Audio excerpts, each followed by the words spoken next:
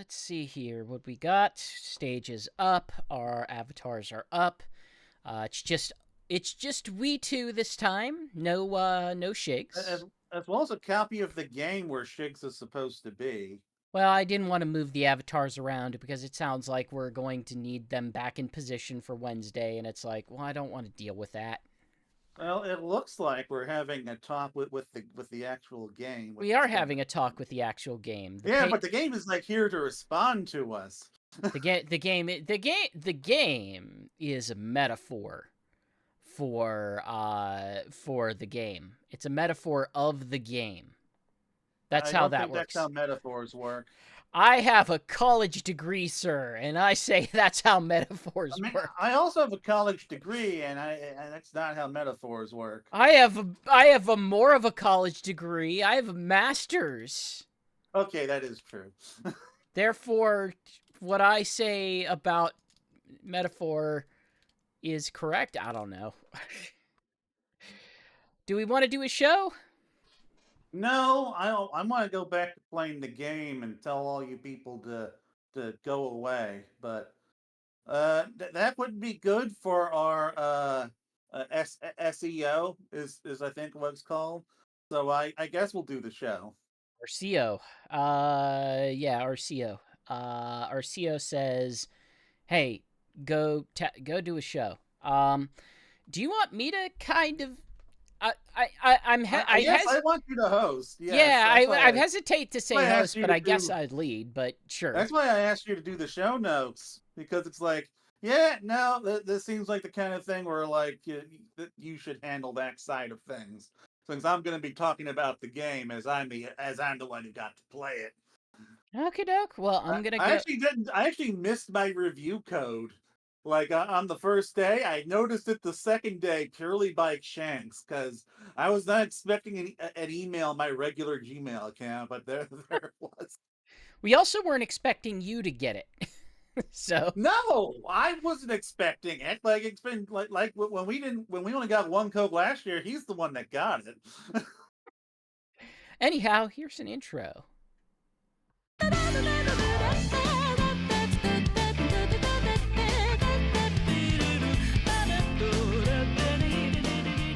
Hey everyone, and welcome to another Sonic Talk podcast, as hosted by SonicStadium.org. I'm your interim host, GX. I am hosting this week because my co-host, Nuckles87, who will tell you hello. Hello, I almost talked over you out of habit.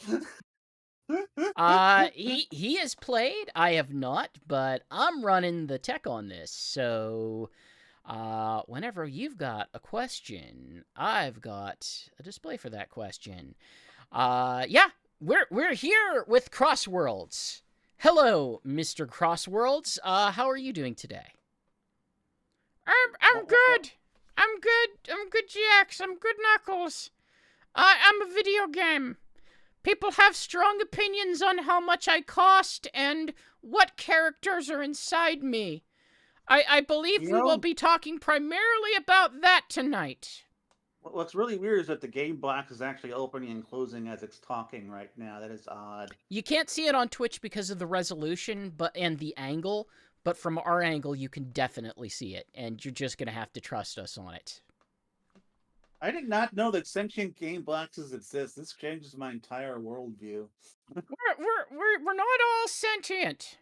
Just some of us. The ones that have I don't know, strong opinions about prices or The something. ones that are better than Mario Kart World. No, no. There's ones that are still not as good as Mario Kart World, and they're sentient too. Anyhow, hey, Yeah. we're here because you played Sonic Racing CrossWorlds. I Yes, I got a review copy. I also technically played Sonic Racing CrossWorlds, but I didn't play the actual release version. I just played the version that No, everyone else played for the yeah, we network got the test. open network test and the demo. I have gotten to play this game like this is my fourth time and thankfully the final time. Because I got to play the closed network test, then I got to play the Summer Game Fest demo, then Yep. I got to play the open network test, After and tonight, you're deleting the game and never reinstalling it. The last time. oh well, I'm probably going to reinstall it when Knights comes out and Mega Man. Just Not those for two Pac though. Man though. Yeah, not Just Pac Man, well, no, especially not Pac Man. I'm the dedicated Pac-Man coverage specialist, so I'll be covering Yeah, all things Pac-Man. you're Uh, the one that has a whole Sega Sonic episode dedicated to Pac Man. I will cut you if you attempt to step on my turf. Uh, I'm more of a the Pac-Man and the Deadly and the Ghost Adventures guy Pac-Man in anyway. the Deadly Six, in which Pac-Man fights Zavik and Zaz and Xena and Zik Mom and Zamom and I don't know Zor. the emo one whose names I don't remember. I finally managed to remember all of them. I'm kind of surprised. Zor is such a weird name for the emo one. Yeah. But no, we're here for many reasons. Number one, you're gonna give us your impressions, and we're also gonna pepper in your questions. And by your, I don't mean the game, and I don't mean the co-host here. I mean your, as in the It'd be very people weird if listening, the audience. It'd be very weird if I asked the questions. Although I might have to ask one. What? Okay. Let's get it out of the way. What's your question? Okay. Well, my question is going to be. Yes, we are live. No, I you're know not we're. allowed to say that where we're live. It's going to be what DLC characters do I want? Because We I love that, we but that we feels like something for towards the end of the show. we have a lot of questions, many of which have to do with predictions. Oh, And good. Okay, neat. but like I said, you've played it. I have not played the full release version. I will get to play the full release version at noon tomorrow, it looks like, and that actually is our first question. PJ over on Twitter asks, yeah, why did Sega decide to screw PC players by releasing the game 12 hours later than Because everyone else? because PC players are inherently inferior and deserve less than the rest of us. But in reality, it's apparently because Steam doesn't have time zones, according to you. That's, well, I mean, obviously we don't know for sure, but my response to this is, well, number one, I I'm like between feelings here because I absolutely despise any sort of release paid early release. I Yeah, I think paid early release is gross business, and it is. I do not care for it whatsoever. At the same time, though, I don't know, 12, I can sympathize with the idea of, like, if I'm paying extra, I should get the maximum amount of that I am getting, despite the fact that I don't like it at all. But also at the same time, I'm just thinking of it as like, well, I mean, 12 hours, who cares? Like, like what is the issue with 12 hours? like normal people aren't even playing games at midnight anyway. You Like, have to be a very specific kind of person to be waiting until midnight to play it. Unfortunately, you're the kind of person that would spend what, 20 extra bucks for a digital deluxe version. yeah, which I would probably do, even though I really don't want to, because I work for Sonic Stadium and it's only going and like the other options will only be more expensive. Yeah. Um, But like, yeah, my assumption here, and again, this is just speculation on my part. I think it's just because with Steam, when it's out on Steam, like, the difference is, I believe it will go up at midnight for your local time zone. But for Steam, it all goes out at one unified time, regardless of time zone. So ah, I am assuming that is because of time zones and Steam handling it differently you know, than I think that's consoles. how Nintendo's eShop used to work too on like the Wii U. I remember like I had download at least a couple Nintendo games at like noon, right before I was going to class or something, back in the day. Uh, So I guess let's just start general impressions. Like reviews have been between glowing and just broadly positive. Like it's a very impressive review it range, we'll is say. like probably the most well-rated Sonic game since Transformed, which is frankly not surprising because like it is a like it's kind of interesting starting looking back on how mixed I felt about the closed network test and then going to now because at this point I just absolutely love this game. Like I don't it's never going to be transformed to me, but it has its own flavor of arcade racer that I have learned to really appreciate. And I have logged many, many hours into this game, largely for the sake of Sonic Stadium coverage, but I have not suffered through a second of it. It has just been constant fun throughout the whole thing. Like it kind of tickles me in the same way Mario Kart 8 did after it introduced 200cc. Because what this game does for me that Mario Kart World doesn't is just speed. Especially once you unlock supersonic mode. This is a very, very fast game. Um, which that is one of the other things that did set Transformed apart from Mario Kart for me when it came out. Like I never found there were two things I did not like about Mario Kart prior to 8. The first thing was the speed, and the second thing was the items. And while the items are very Mario Kart in this, the speed is only has only ever been matched by 200cc. Which currently uh, Mario Kart 8 is the only Mario Kart to have that. And non coincidentally, that is my favorite Mario Kart. Um, so like for me, this the speed is a major component of the fun here. But another thing that I really appreciate about this game that does kind of help negate some of the item some of the issues I have with the items is that this game actually has a pretty solid defensive pretty solid number of defensive strategies.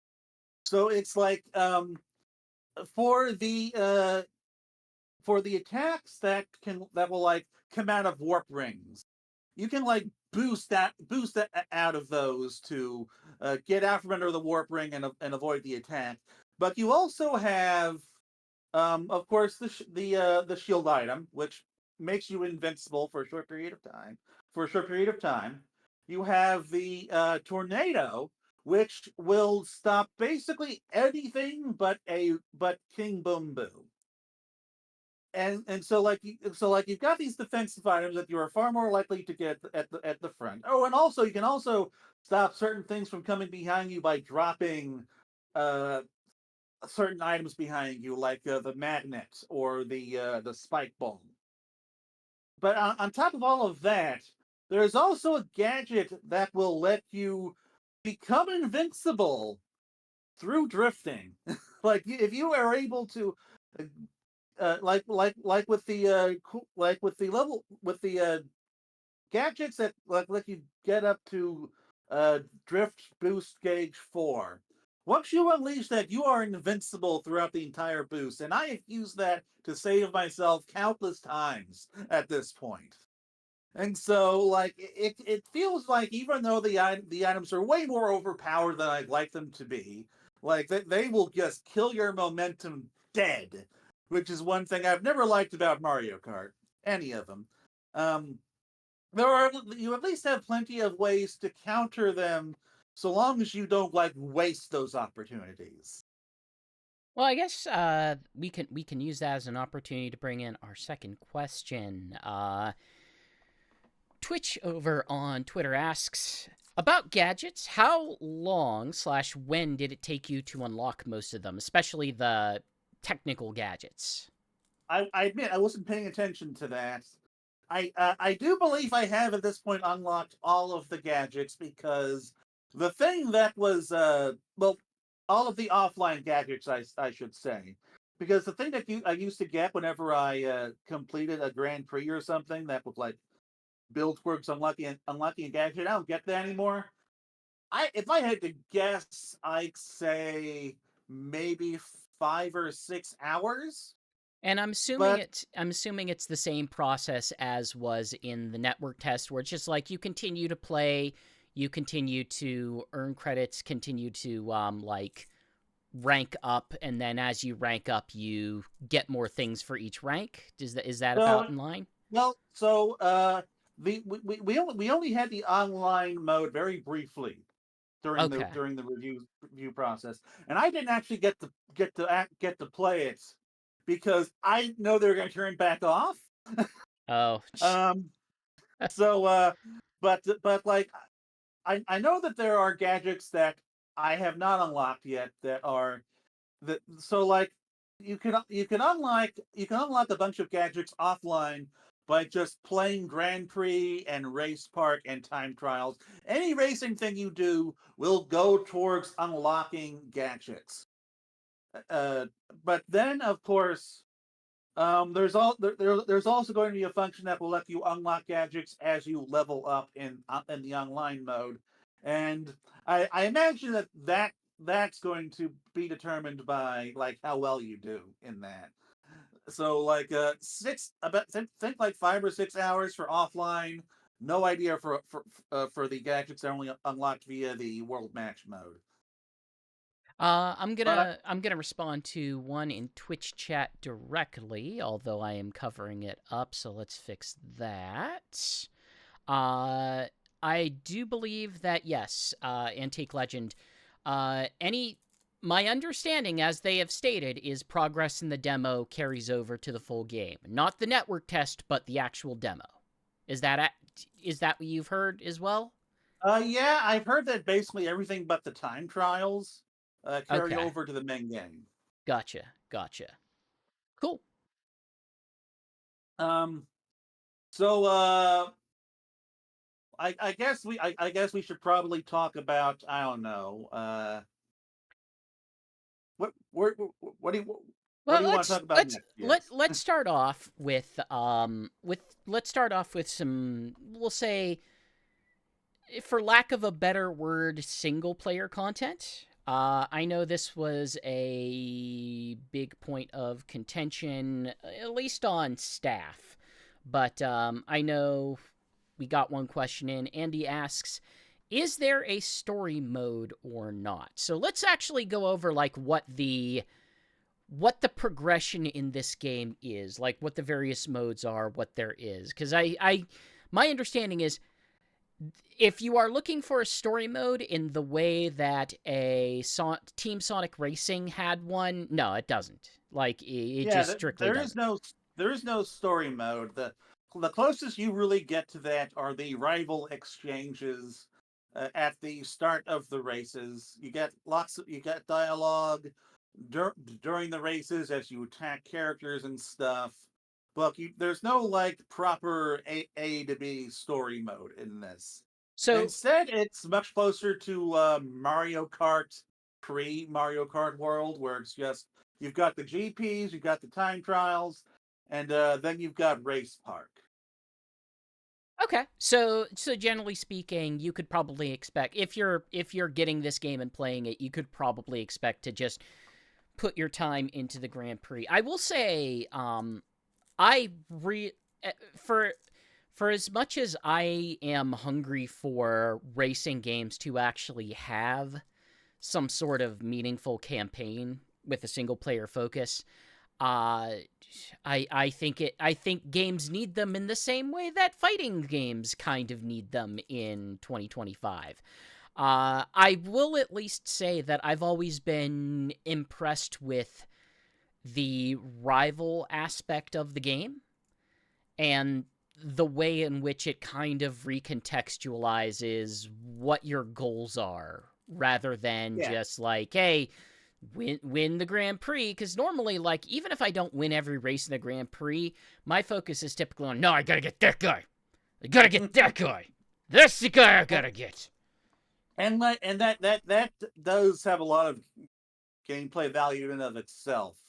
So like, okay, so let's just go for Grand Prix. For Grand Prix, you've got um I think 7 cups, if I remember correctly, 7 Grand Prix. Uh and then you and so you and so you and so while you're racing through those, you've got initially at the start of the game you have like 4 speed modes that go up to Sonic speed, which I always race at Sonic speed.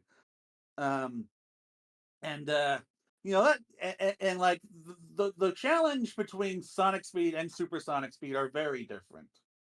uh so at Sonic speed, you know, you can challenge the rivals, you can set them from a level of 1 to 10.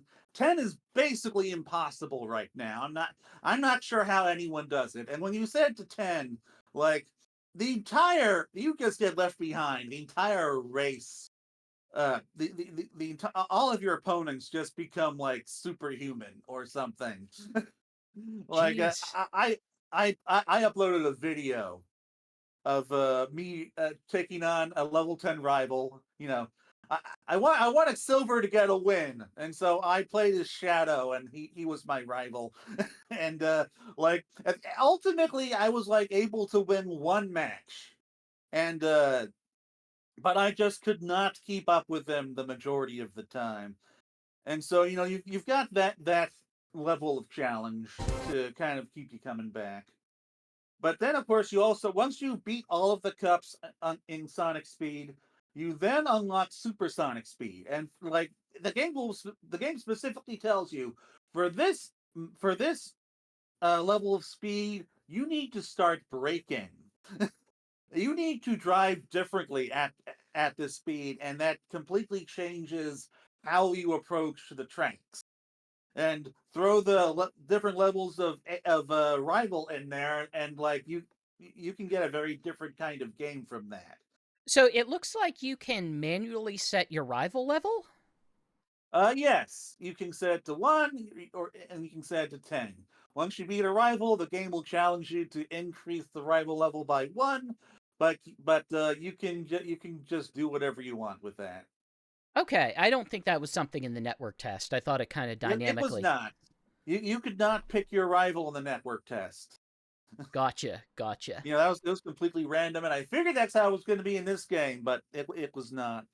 And then finally, you also have mirror mode, which that's a pretty standard mode, but it is one that I have not dived into yet. Gotcha. I'm going to bring up another question while we go here, just because it's relevant here.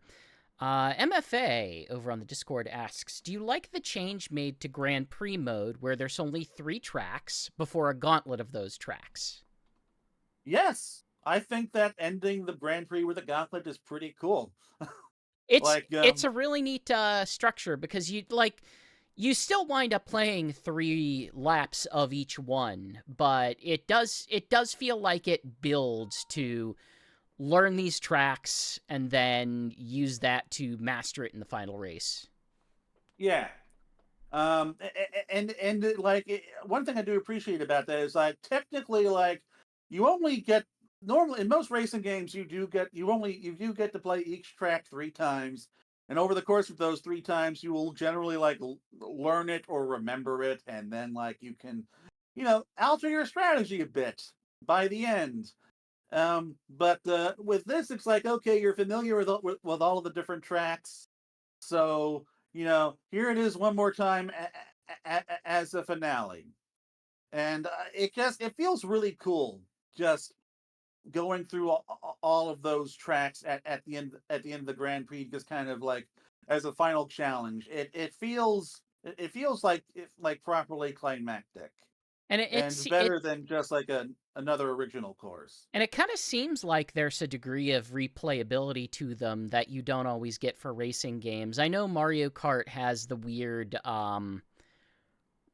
rating system where it's like it'll give you some sort of letter grade sometimes on how well you do, but I don't think it really fits with the structure of how those games work out. It's that really has meaning.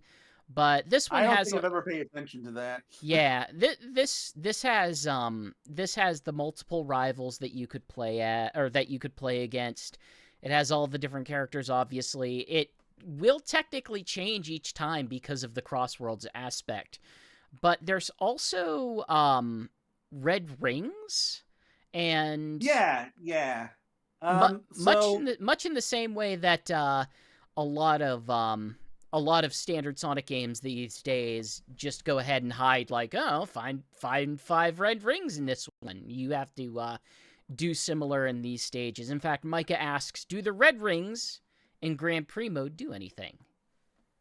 yes, they do. The first thing they do is they tell you where certain hidden parts of the track and shortcuts are if you want to get them. But they also give you Dampa tickets when you grab them, and if you manage to grab all 5 of them, at least the first time, you get 25 Dampa tickets at the end. So like I know that. So like every time you complete a set of red star rings on a track, you'll get 25 Dampa tickets, and then after that, I think you get a few Dampa tickets every time for every one you grab. And so there's that, and there's also, hey, there's a shortcut here. Maybe you should try to use that, or figure out how to get to it. Um, like there's this one red star ring in Crystal Canyon? No, Crystal Mine. Uh that is like on these rocks that look like there's supposed to be a wall, but you can apparently get up there and drive over them and grab it. And I have not done it yet because I don't know how.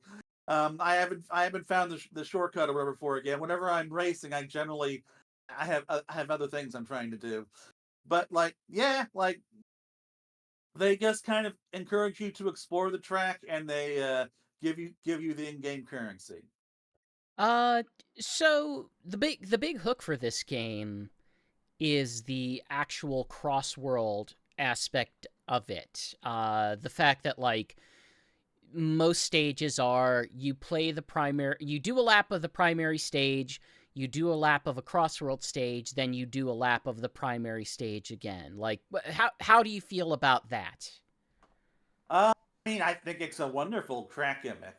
Like like when I said when I said in my hands-on preview, hey, this is a little more chaotic than Mario Kart World, and then like people were like saying, hey, you have not played the online meta if you think that, but like I'm just kind of just talking about in general, and this is kind of part of what I was referring to in that you don't really know what you're getting in any given course because of the cross-world aspect. Because like you have first of all, you'll know your main track, but then when it comes to the second lap, like you don't know which track you're going to get, and then on top of that, you don't know if you're even going to be in a position to pick, and so you can't really like plan your gadgets or racing strategy around whatever is going to come next. And it gives a level of freshness and unpredictability to the racing that you generally just don't get in these kinds of games. Do And so they kind of have certain tracks that are designated crossworlds, meaning that they really only exist in that second lap format. Do you feel like those are significantly different than the core tracks? Because I would say the I don't remember all the tracks names. The boat the shipwreck one. That is an extremely chaotic second lap. That is yeah, ridiculous to deal with. That if I were to if I were to do 3 laps on that, that would probably be a miserable experience. But having it peppered in between 2 more conventional tracks feels a little bit better. Do you feel that remains pretty consistent? No. Well, by and large, what I would say defines the CrossWorld tracks is they tend to be a little shorter, and they tend to like be a little more um, focused in their gimmicks and themes. Um, so like they won't be quite as diverse as the larger proper tracks are. Um, but like some of them are pretty chaotic, like a Pirate Cove. But then like I'd say like others are like kind of just I don't know, like I wouldn't call like cyberpunk's the cyberpunk steampunk city chaotic. Um, it just doesn't quite feel like enough of its own track to be able to stand on its own. Of course, it's not supposed to. Um, and so like like White Cave, it is primarily themed around these like you have this tube inside a tree, but then you have like these platforms that you have to navigate, and that is just like most of the track. And like there and like it's more difficult to navigate than your standard track. It's more difficult to drift on that. But it's it huh. Man, where was I going with that? But There's diversity even within them, that some are going to be more hectic than others, and it might presumably play into the way that you might make a strategic decision if you are able to make that decision. yeah. Like like I don't know. With again going back to this steampunk, you can to a degree kind of man. Well, I'm trying to remember like if I that track imagined, actually. like I imagine some of them probably have much more in the way of tighter turns or more hazards, as opposed to ones that are just more of They a. tend to be more focused on just one kind of driving, with like maybe a little bit of interruption with like some water or flight segments. Like that Pirate Cove has all three is actually pretty unique in the context of CrossWorlds. So at this point, you've played, I imagine, every stage, every Yeah, track. I've played everything. I've played all of it. What would you say are the standouts for you? Well, I really enjoy the cyberspace stage. Everything in Secret Grand Prix is cool. Like North Star Island, White Space, Kronos Island. Those are really awesome tracks. Like this is a game that feels like the tracks just get better as you progress through it. Do the Um, later tracks still, like, one of the things I noticed in the network test was the degree to which Mar- Mario Kart gives you a big like, even in like 8, Mario Kart gives you pretty big open space to work with, whereas Sonic Racing Cross World kind of really hems you in part because, like, bumping into other racers is a mechanic. Like, it's a mechanic yeah, that they have built effects around, and it feels like it's designed with that in mind, where everything's just a little bit more tight to kind of encourage that degree of interaction and impact. Like, does it feel like that remains true throughout the other tracks that we have not seen yet? I would say so. Yeah, like there are moments where the game gets more open. There are like parts of tracks where you'll have more space, like colorful mall. That both tends to be a little more wide open in parks, but also it's multi-leveled, and so players can get divided up between the different levels of the mall in certain sections. Um, but yeah, but by and large, like aside from some of the flight and boat sections, it does tend to remain pretty tightly enclosed. Like there are moments where, like, hey, there's a wide open space. Like you can really only take advantage of the extra space if you have like a boost wisp or something that'll let you boost over terrain that would otherwise slow you down. Hmm. But like that's just like shortcut stuff. Well, we also have a question here about the structure of the game more broadly because the big hook of this is the crossworld.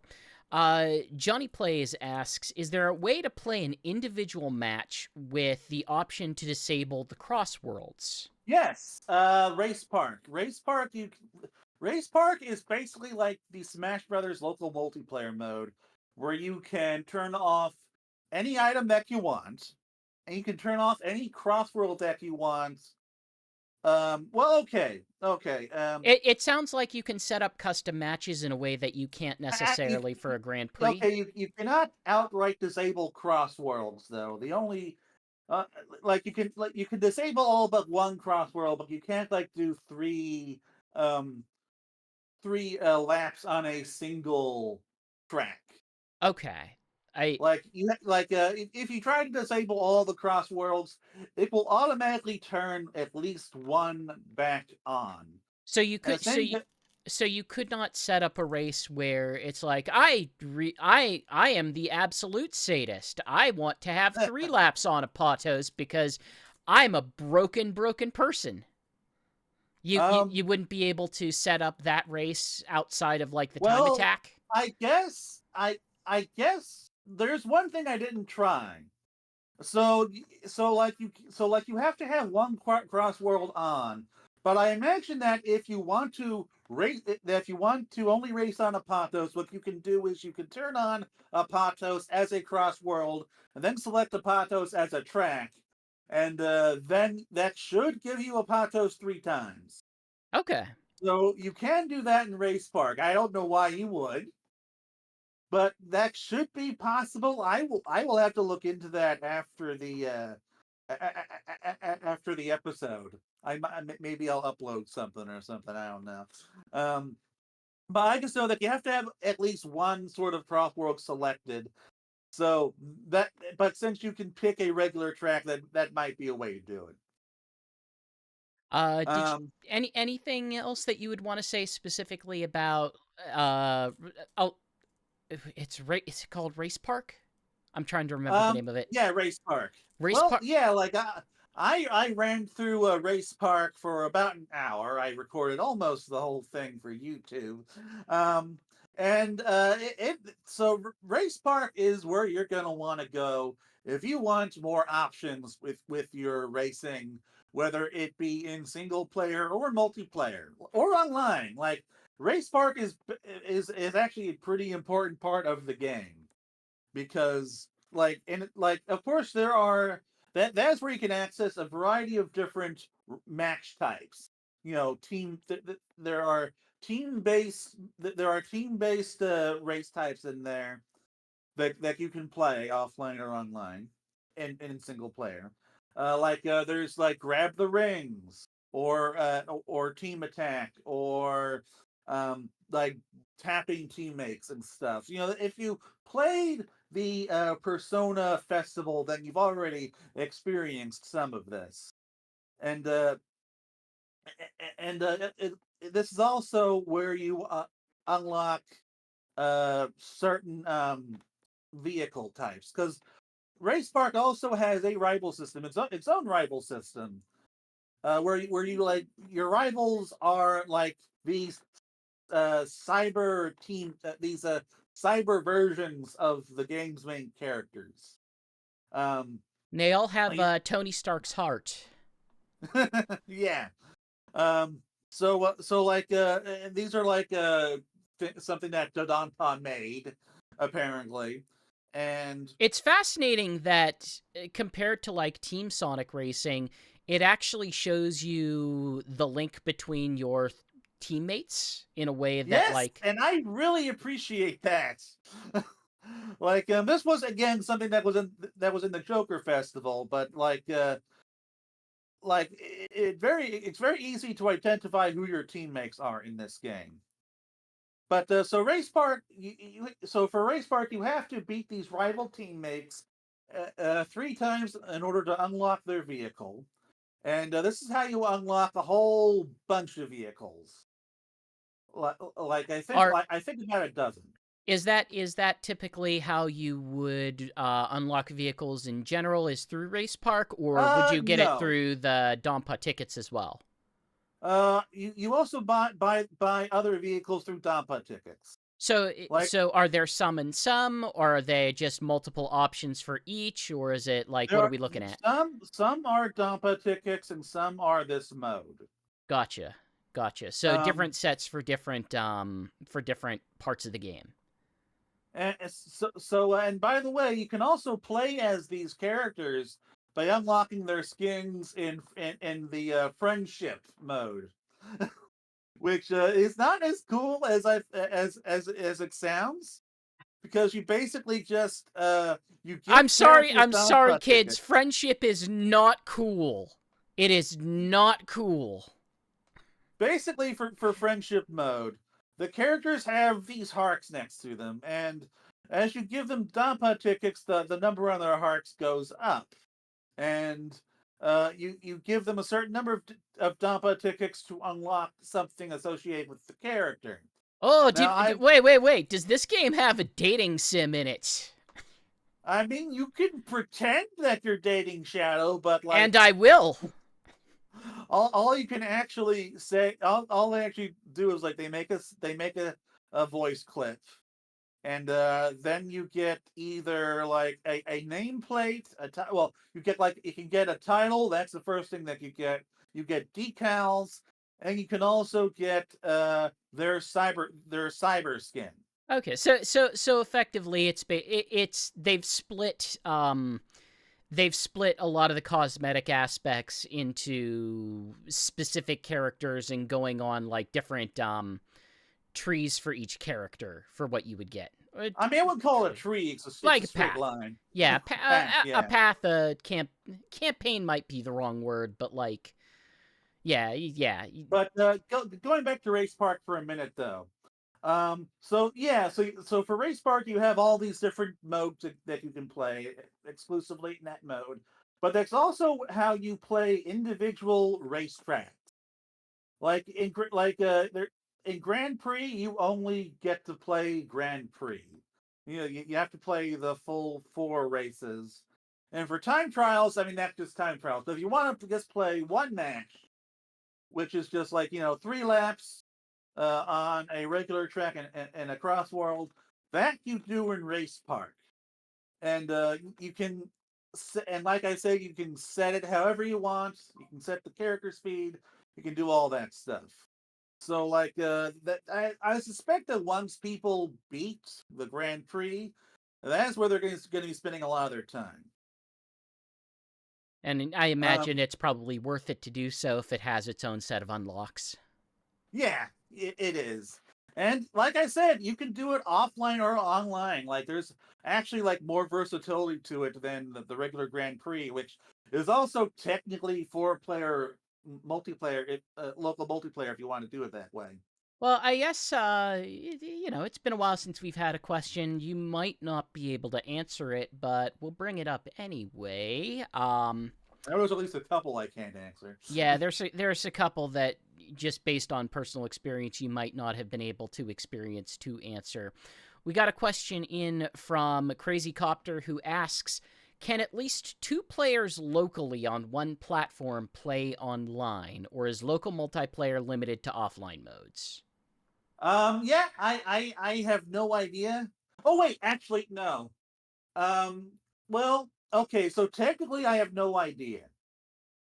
But Race Park does allow for local multiplayer and online multiplayer, so I would imagine it's technically possible to do it that way. But at the moment, I just don't know. I So this is speculation again, so do not fully rely on this, but the way that they have you set up rooms for online gives me the impression that you can have more than one person on a console for online play. Now, again, it's just the impression I get from what I saw in the network test, and the network test did not really allow for split screen multiplayer. So it's a question worth raising.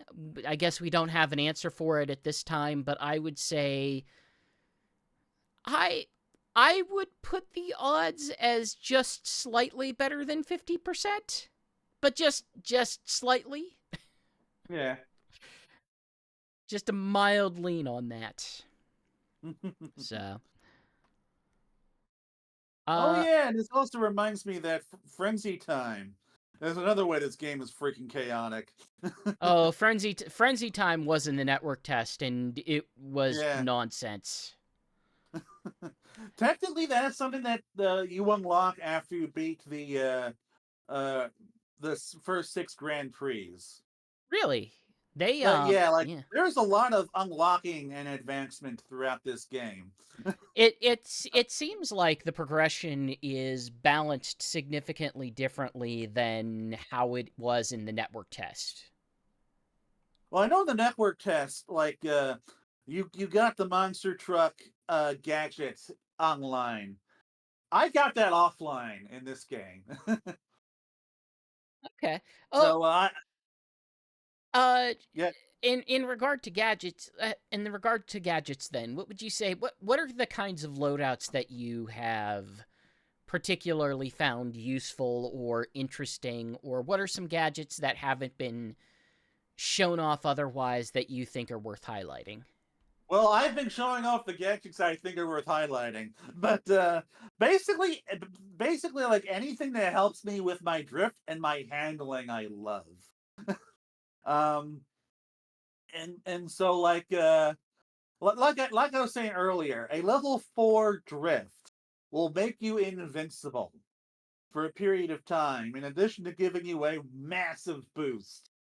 And so my personal favorite gadgets are the ones that largely do that. So there is a handling uh, 3 tier loadout, three thingy loadout that will also give you a level 4 boost. And then there's another, and then there are ways to like make your boost charge faster. And I just like stacking that stuff next to each other because that gives lets me drift and boost like crazy. Like I absolutely love the drifting in this game. Like like That surprises me. I never got the impression that you were a drift happy player in general. oh, I've been a drift happy player since the Sumo Digital games. Like Okay. I cut my teeth learning how to drift on those games because like otherwise how was I going to play them? Yeah, they like that is the appeal of them, is maintaining these long drawn out drifts that ultimately give you as big a boost as you can possibly imagine. Like I think one reason why I kind of struggled with Mario Kart as a kid or teen or whatever is because I did not understand the concept of drifting. And To be fair, most kart racers don't actually understand the concept of drifting. They just invented their own.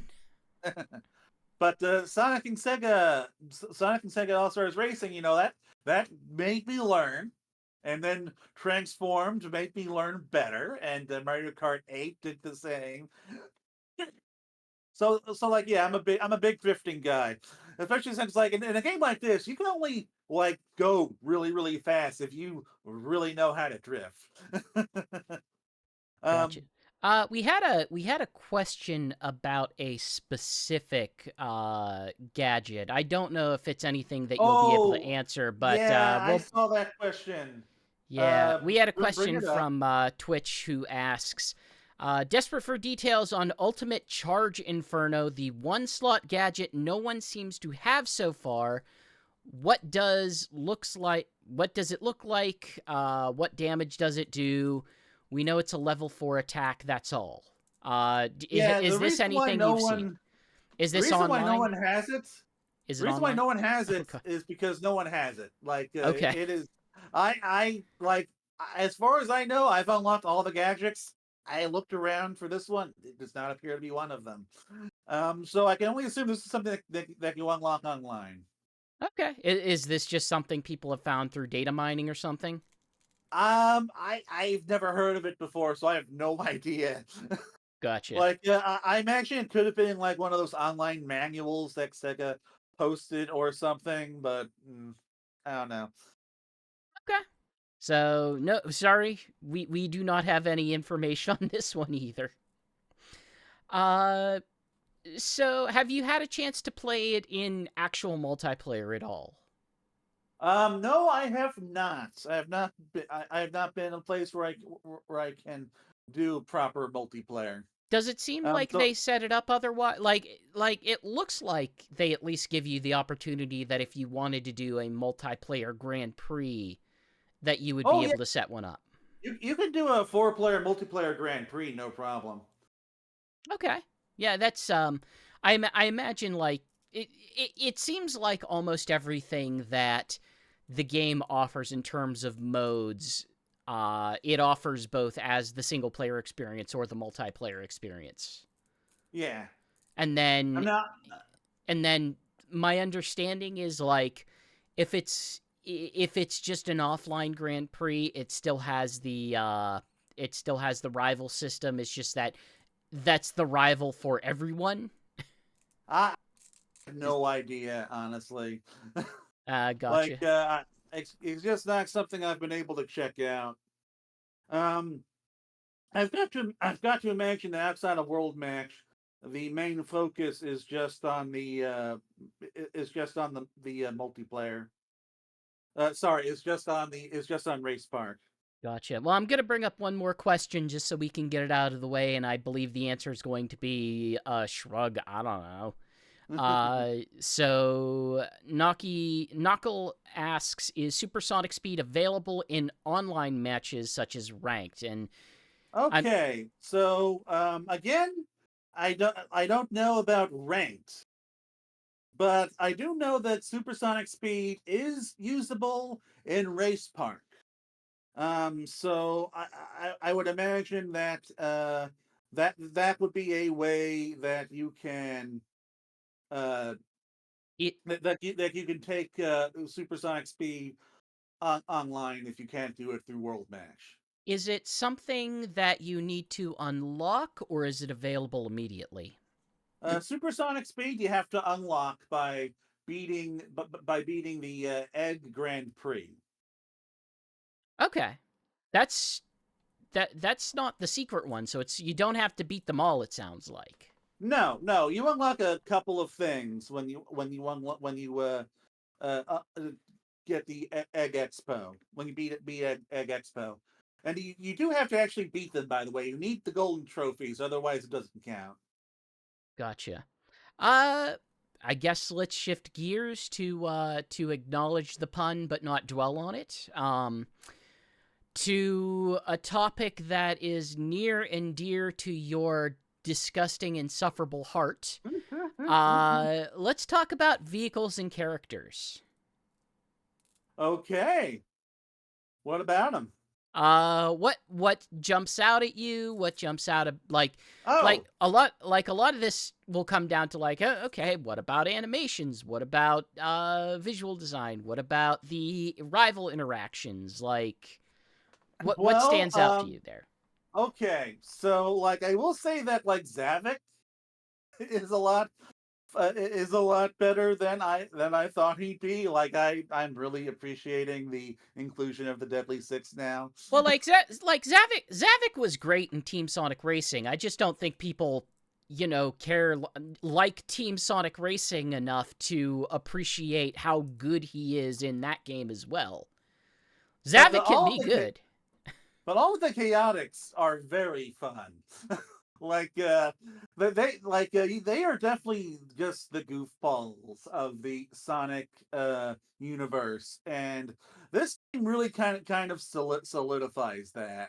It sounds like there's a lot of goofballs in this roster. Sure, but like the chaotics are the ones that really stand out to me. Big the cat has some hilarious exchanges. Shadow whenever Shadow has to deal with someone annoying or someone that just is completely like outside of something that he is able to stand, it's great. Like Yeah, that's like both of the Shadow Charmy interactions are just gold. I mean, isn't this what I've been advocating for literal years? It's that no, shit, like, Shadow's not a character because they never make him interact with actual other Sonic characters. Because if he ever had to interact with actual other Sonic characters, that would make for an amusing moment. And we can't have that with Shadow. With Shadow, we can never have amusing moments. But it sounds like this game actually breaks down that barrier a little bit. Like, Shadow's just asking Big, why are you here? Um, and like and like with Charmy, he's all like, I promised Maria I would protect everyone, and unfortunately that includes you. Christ. Yeah, yeah. We have another question. We'll probably use this as a way to maybe swerve into talking about vehicles as well.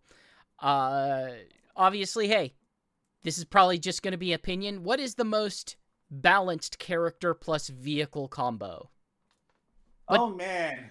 What? I have honestly, I have found several.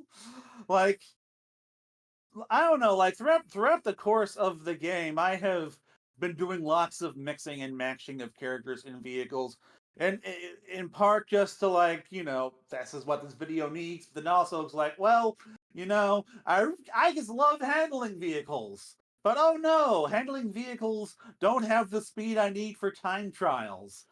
So like, Yeah. no. I guess one thing I was liking early on was like Sage in a speed type vehicle, but also it's like having any handling character in any kind of handling vehicle is also great, so long as like I have like some drift boost gadget equipped that will at least get me some speed. But I found that for time trials, which have become more important to me over the past couple of days, I really just need speed vehicles. Like It's speed vehicles are the key to that mode. So it seems like characters contribute stats and vehicles contribute stats, and near as I can tell, it's the vehicle that contributes the most, and then the character adds a little bit of nuance on top of that. Does that seem Yeah, pretty that consistent? that does seem right. Like I find that in terms of handling, having like Shadow in a handling vehicle isn't as nice as having man, who's the handling character? A handling Cream character is in, probably a in handling that speed. character. Yeah, probably. I was playing a lot of Sage early on. I think she's a handling character. Um, I'm Extreme Gear is kind of a fun middle ground between handling and speed because it's like I find they're more maneuverable than the speed vehicles. That's a little But funny because they are considered boost class, so I'm guessing like they're yeah, mostly built around like th- getting that like drift and building up boost and they boosting as they often as handle better possible. than speed, but they don't handle nearly as well as handling. But unlike handling, you get a lot of speed out of its boosts. Unfortunately, for time trials, I was trying to like do a time trial with an extreme gear, and I was just not doing it. And finally, I just moved over to like Shadow in his dark thingy or whatever, and like then I was like, oh, okay, yeah, now we're cooking with some gas here, and I was able to like get that A that I needed. Um, You are not the first person to kind of get obsessed with the time trials. Do you like what are the time trials like? What do they have you chase? Like what do you feel is the appeal of them? Okay, so I'm glad you asked that because I had been wanting to move on to time trials earlier. So for time trials, my motivations are twofold, or hell, maybe I guess you know what? Let's say threefold. So first of all, time trials are just a great way to learn the trek. Well, let me let me because let me let me couch this with a little bit of a context. In other racing games that you've played, do you typically play time trials in those? no, I don't. Okay, so this feels like it's at least doing something different. Yes. So like it's a great way to learn the track. And the tracks have like all these cool like shortcuts and stuff that would be very risky to try in a Grand Prix because if you fall off the track in a Grand Prix you might just be screwed. But here it's like, well, just restart and try again. So like one good example here is Radical Highway. On the big bridge, there are these boost pads on the what are those things called? Uh, Suspension support ropes? suspension ropes. Yeah. So like you can ride the suspension ropes, but they're very, very difficult to get onto. As near as I can tell, there's no good way to do it without some risk of falling off. And once you're there, like you have to drive super straight to stay on them. And like, but they're like they curve up and down. They're just full of boost pads. Like it is possible to launch yourself off of one and like go out of bounds in the sky. Like that happened to me more than once, and I think I I'm get finally figured out it. I'm getting flashback to Super Mario World where I hit the biggest freaking ramp and then I use a feather and it's like, you're not in bounds anymore. We're gonna put you back on the track. um, but like it has given me a little more confidence to actually like try that shortcut in the Grand Prix because I've been able to start hitting it somewhat consistently. So there is that, and like most of the main tracks have some kind of shortcut like that. And so, but then on top of that, there's also the grading system. And now, as far as I know, there's C, B, A, and S. I've never gotten an S. As near as I can tell, that's impossible. I'm sure there's some trick to it, but like as near as I can tell, you just need to like run an absolutely flawless race That to get that. it sounds like the equivalent of a lot of older racing games used to include hey, these are the dev times. Go challenge the dev times if you dare. Yeah, like basically, it's like you hit a certain time, and then you're graded on that. And B's are generally very easy to get. Like on my first try, I will normally get a B unless I know a track really well from time trial, from Grand Prix, which has happened a couple times. Um, but like the A ranks, they're very challenging to get, and you really need to know the course in order to get them. And so like there's a very strong sense of accomplishment in getting that rank. And so that alone is part of the addiction. But then finally, time trials are also how you unlock the soundtrack. So every so like the CrossWorlds has a large number of tracks from across the Sonic franchise. Um, and you unlock those by getting 3 A ranks per album, and like it's not a complete album. It's generally like 3 or 4 songs, I think. But but with every A rank you get a new album. Sorry, with every 3 A ranks you get a new album, and like that is additional encouragement for me to like kind of just get everything. And there is separate A ranks for both Sonic Speed and Supersonic Speed. And so like Oh, I geez. have felt that urge to go back just to get that done as well.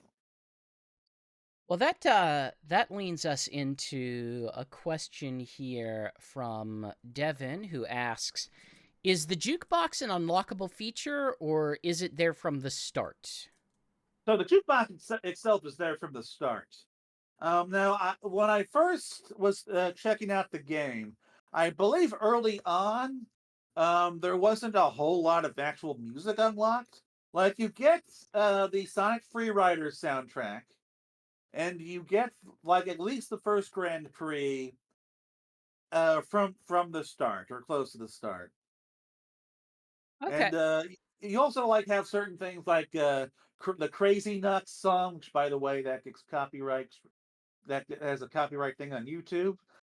You Oh, get I the believe it. Hatsune Miku songs. You get stuff like that. Hey, there's a lot of exceptions that I'm going to be putting into Sega Sonic Radio requests whenever this game releases, and I have the soundtrack for it. Do not request Hatsune Miku. Do not request We the. actually have not gotten a copyright strike on any of the Hatsune Miku songs.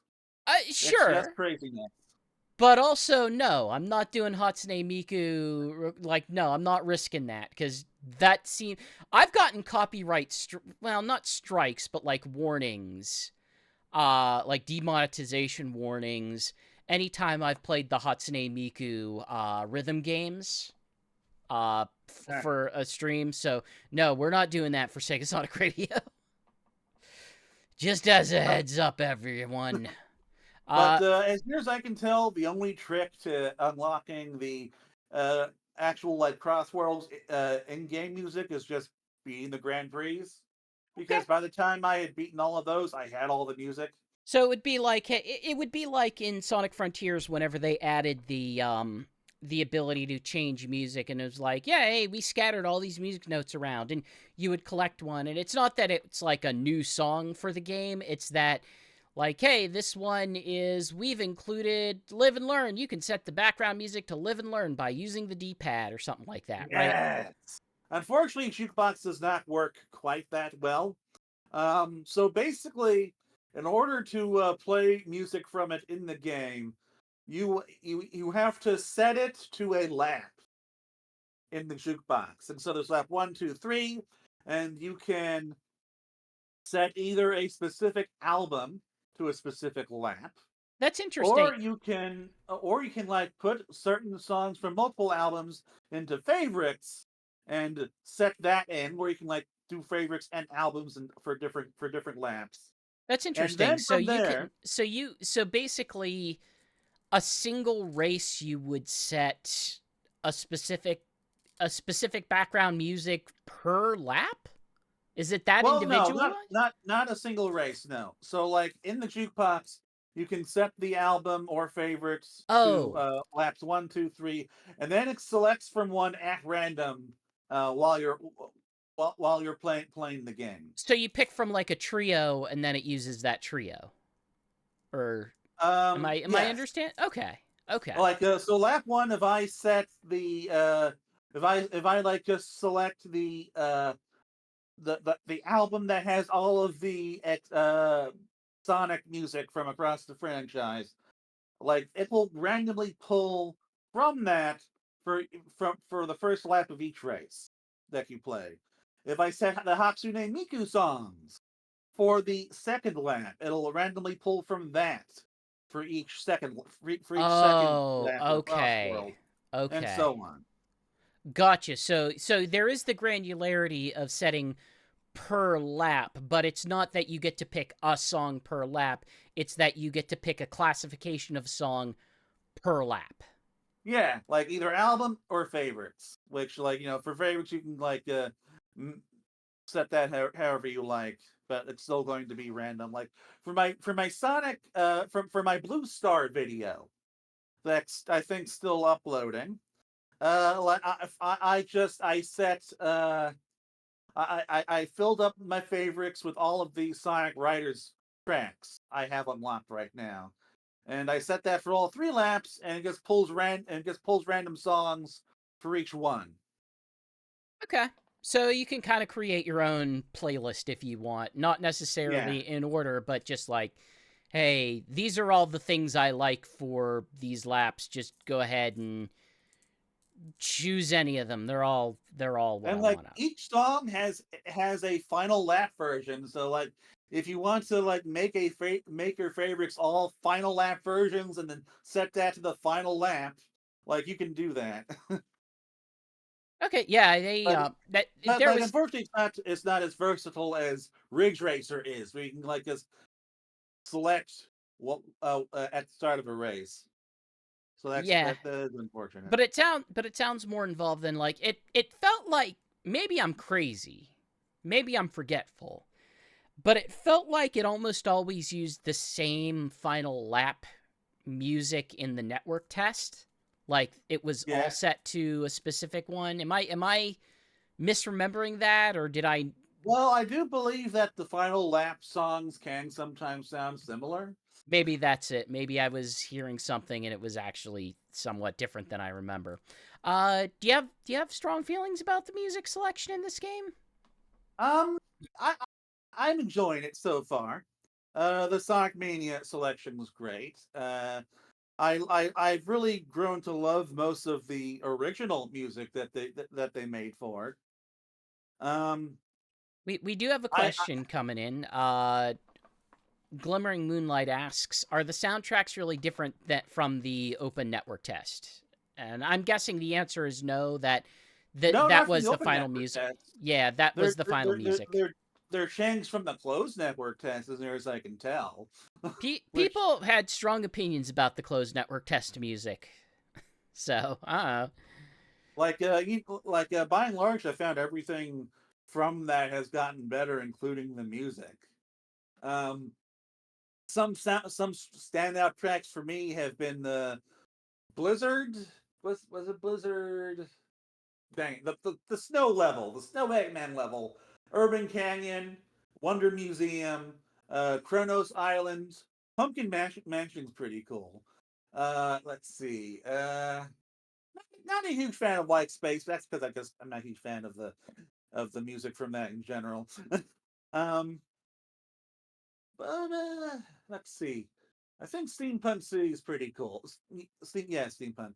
But yeah. So I do think that overall the soundtrack is pretty strong. Not there are certainly still some okayish tracks and such, but like I wouldn't say there are any bad ones. And certain ones like Apatos, where people were making a big deal out of the how its remix started. Like that's just not in the game. gotcha. Is there anything that you would want to broadly discuss before we kind of get into maybe some of the DLC and prediction talk that we can reasonably get into? Hmm. Well, I guess I have been enjoying the vehicle customization. I don't get as into the weeds of it as some other people do, but like I do like messing with the colors. I like putting stickers on things. I do the one thing that I do find frustrating is that um there are certain decals from licensed companies like Asus that like I actually want to put on the car. Why? Like like for Hatsune Miku, I thought, computer lady, I'm gonna like put computer logos on her vehicle. And but it only goes on like one side of the vehicle. There's a bunch of these things that only go on one side of the vehicle. You Really? can't put it on the other side.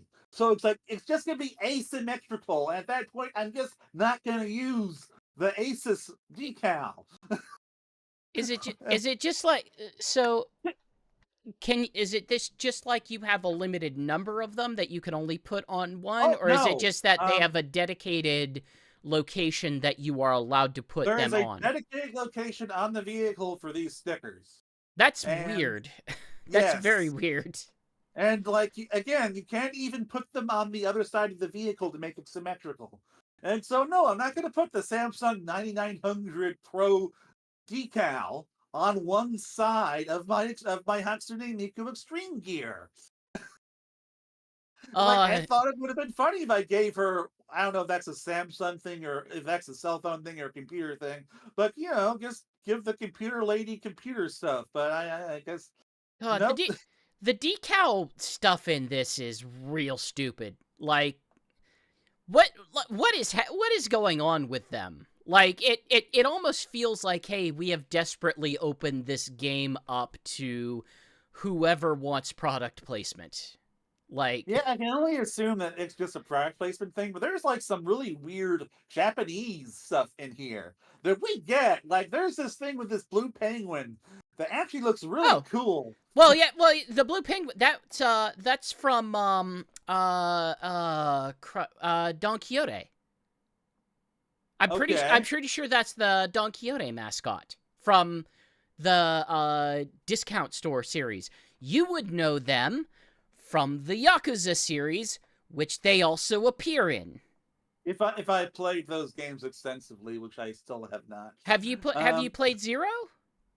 I Like played a bit of Zero. I want to go back to it, but hard I've it's not. hard to play any Zero and not go to Don Quixote and not remember the very memorable song that plays inside the store. I guess I just haven't been there yet. And there's also like this Japanese delivery thing, and this little weird Japanese guy, and there's stuff like that in there too. And I tried putting some of that on the vehicles on my vehicles as well. But it's nevertheless, despite those limitations, it is fun, and I do kind of find the very obvious product placement to be rather funny. It's funny. It's excessive. Like there, this seems like a game that Sega's gonna make its money back come hell or high water. Like they've clearly spent a lot on this game. Like This a game has lot. had a massive. This game has had the largest marketing push of any Sonic game ever. So They like, had two separate trails. No. Three separate trails of animated short to go with this game. We've had Tails Tube have an episode for it. They've had their extensive uh Jet streams, crosstalk. And they had their bespoke animated short to be associated with it. Like, which very clearly had a budget. which very clearly had a budget, yes. But it's it's insane to think the degree to which they are pushing it, which means number one, they're probably expecting it to do very well, or at least certainly hoping that it will do very well. Which hope like the network test, network test did pretty darn well, and it's entering a marketplace where like what is its competition on every console other than Switch? Like, Switch, its competition is obvious, but everywhere else, it's like, I mean, nobody's. technically, the original Switch, its competition is like an 8 year old is like a decade old cart game, Is like the which it fourth. sold very well. Which is like the fourth best selling game of all time. So, yeah. Yes, but like at this point, Sure. people who bought that, they're looking for another one, and they don't have a Switch 2 yet, which is like most of them.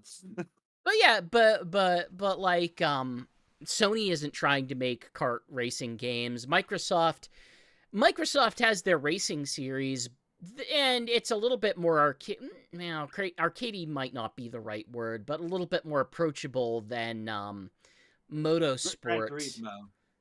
Yeah, Gran Turismo or Forza Motorsport, but like their Horizon series is definitely much more approachable than Motorsport to me, Hmm. just based on it being like an open world campaign structure as opposed to get good at racing these tracks and tune your cars. It still has tune your cars, but it's the same thing as me saying like, hey, games in 2025, even multiplayer focused ones, probably should have some sort of bespoke like bespoke single player content with a focus. And Yeah. yeah, and Antique Legend in chat brings up like, yeah, it's probably its best competition is probably free to play. Um like that. There's that one free to play kart racer game whose name escapes me. I know there's Kart Rider, which is big in South Korea. Disney Speedstorm is another one, and then some of the less kart focused ones that are like Oh, what's that called that Shigs played that had the Sonic crossover thing? Uh Asphalt something? oh, oh yeah, Asphalt Unite. Yeah. Yeah, yeah. So like there's a space for this stuff and it is existing, but for like a paid game in this sort of place, like it's there's not a lot of stuff going on. Like what else does it really have right now? You can get Garfield Kart. Do you want to get Garfield Kart? Probably not. Probably not. Garfield Kart is gonna be the goat. Next to Dark Horse this year. Yeah. So I guess there goes my prediction of the last character slot going to, just put Garfield in it. Cuz Garfield's off doing his own thing. Who are Honestly, like if not for that game, I would have thought that the season pass slot might go to him. who are the crossover characters that need to get added to Garfield Kart 2? Well, obviously the characters from that farm thing. US Acres. Yes. We need that. We can get Peanuts in there, maybe Snoopy. Let's get Kathy. We get Drabble. We could get the Far Side Cow. I think You that would think be we can important. get Calvin and Hobbes? Like, you think we Oh can no, finally wrestle that away? we're never getting Calvin and Hobbes. No, no, that's never happening. Uh, Baby Blues, I guess. yeah, Baby Blue seems like that's achievable. Just the best, just the best of the Sunday funnies, minus Dilbert's problematic current status. Yeah, yeah. Like Gilbert, if I guess you want like to work with someone who is evil. Yeah, yeah. As someone who read a lot of Dilbert, Oh, I know that's Boondocks. yeah, sure, sure. That actually, Dewey can drive a I don't know, a sports car or something. sure. I guess let's use that as an opportunity to shift into DLC talk. So you don't. So okay, you have access to some of the things, but obviously you don't have all of the Sega crossover stuff because a lot of that is going to be doled out over a matter of months across a whole year of content. And Yeah. then okay, so instead of listing what you have, tell me, what do you have access to? All right, so I have the 3 Sonic Prime characters. I have Hatsune Miku, and I believe that's it. Yeah. Okay. I still haven't gotten the Werehog. We generally don't get the pre-order bonuses for their review copies. It's very annoying. I don't know why that's the case, but yeah, still don't have Werehog. I've been bugging them about it this year because it's like, why don't we get the pre-order stuff? Gotcha. Like, How well are the so Mika's a little bit different than others, but like just for the sake of it being on the record, like how well are these expansion characters fleshed out? And I'm going to use a okay. question to kind of guide our discussion here because the Big Cheese asked regarding emotes in the menu and online menu, do the update and DLC characters like Miku have their own styled emotes in the base game? Or Yeah, everyone gets their own emotes. You can actually catch the Sonic Prime ones on our on our YouTube and YouTube Shorts. Um, I know Hatsune Miku also had them. I don't remember. Oh yeah, Hatsune Miku's is in her video also on our YouTube. okay, So yeah, like every character gets their emotes. Every character gets a unique victory animation. They have their own little music things when they're selected and when they are and when they win. Um, and they have their own in-race animations. now we And know Miku is voiced, but basically none of the other characters will be as far as we are aware. yes, no one else is voiced. Now I'm kind of hoping That that will change with a couple certain Sonic characters we're just kind of expecting at this point. But by and large, like everyone is silent and they just like use these weird special effects for them. It, That's also true for the Werehog. and we know offhand that of the expansion characters, they have formally announced three, which is Hatsune Miku, Ichiban, and Joker. And Yes. it sounds like the initial discussion about them having their own track might have been a miscommunication. I'm not seeing. Hatsune Miku doesn't have her own track, and I'm not seeing that mentioned in any of the material. I know I read it back in like when they first announced Ichiban, but I don't know. But they do at least get their own vehicle that gets added. They do each get their own vehicle, yeah. So a lot of the DLC content will be focused on adding additional tracks as well, which you know, Yeah, yeah. through the season pass specifically. Exactly. Like I would have imagined that there would have been more track stuff if we knew that we were getting a classic Sonic. And initially I thought that the Superstars based track would have fit really well with like Sonic DLC, but it sounds like any of the extra Sega content is going to be without tracks, or at least Yeah. they have not stated that they will come with tracks and have not shown off any others. Yeah. Like as near as I can tell, then no one's getting any tracks. Uh, and Aside yeah, from of course the season pass characters. right. And at this point, we know all of the properties involved in the season pass. Something like most of which have been officially released. One of them has only been revealed because they effed up the physical release pamphlets Yes. in regard to what is on there and what isn't, and Like the I don't understand why they wouldn't have just announced Mega Man earlier, because like of course once those physical copies leave your warehouse, someone's gonna get one, well, you and then don't. they're gonna open it and then they're gonna see it. You know what you don't do? You don't print it on the pamphlet. You I say mean, like, I'm assuming they did that because they're trying to get people who buy the physical copy to get the digital deluxe bundle.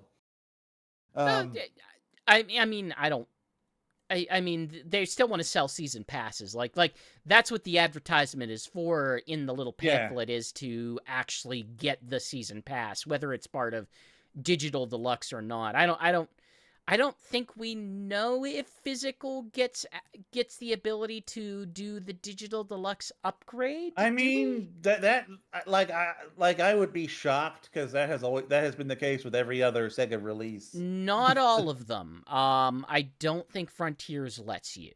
Um, I Well, what was in that digital deluxe edition? I think it was just getting getting the game early and some You get currency, you get a skin. currency. Yeah, it's you get that like explorer skin or something. It was way less substantial than what we've been getting since then. Oh sure, but that game didn't have like a season, like a full legitimate season pass in the way that this one does. This one, the digital deluxe that you're primarily buying it for the sake of the season pass. Yeah. Like you But get like season passes are generally sold separately. yeah, yeah. Um, so okay. So I doubt you will have a good, satisfying answer to this one, just because it's not necessarily something that we know of yet, or that you might have had. There's a lot of reasons why this one's going to be tough to answer, so we might just have to shrug on this one. Central Joda P asks, if me or my friends don't have the DLC packs, can we play the DLC tracks in online mode or private lobbies in Race Park? And I am going to assume no. I would assume that you cannot play Race Park, but by and Well, large, the the standard the standard way the standard in the industry is that for multiplayer games, you do get the DLC content for online specifically, because otherwise that just screws with your population and such. Like, unless this game is going to like have two separate online modes for people who have it and people who don't, I don't see how you'd even get around that. But Yeah. as I understand it, like even Mario Kart, like that, you still get the DLC tracks even if you don't own it Well, for online. in 8, the way that they handled that was, you could only like, if you're playing a private game, you could only choose the carts that you possessed. Like, you could not select, tracks that you did not own, Yeah, to put into the randomizer. So, and like so, I would imagine that would also that limitation would exist for Race Park, but not for like World Match. we have another online question here. I think this person was confused and thought that we were Sega. So I'm gonna put it on, and then I think our answer is just gonna be another what? Excuse me, shrug. Rita had asked, "Can you add rival interactions of non-Sonic characters? For example, Hatsune Miku's rival is Blaze. Number one, characters don't have dedicated rivals. So just first and foremost, like characters do not have the designated rivals. If a character is not voiced or is an expansion character, they the rival character just has a generic rivalry Yeah, statement that does not specify like and whoever. that is also true for like alternate skins, by the way.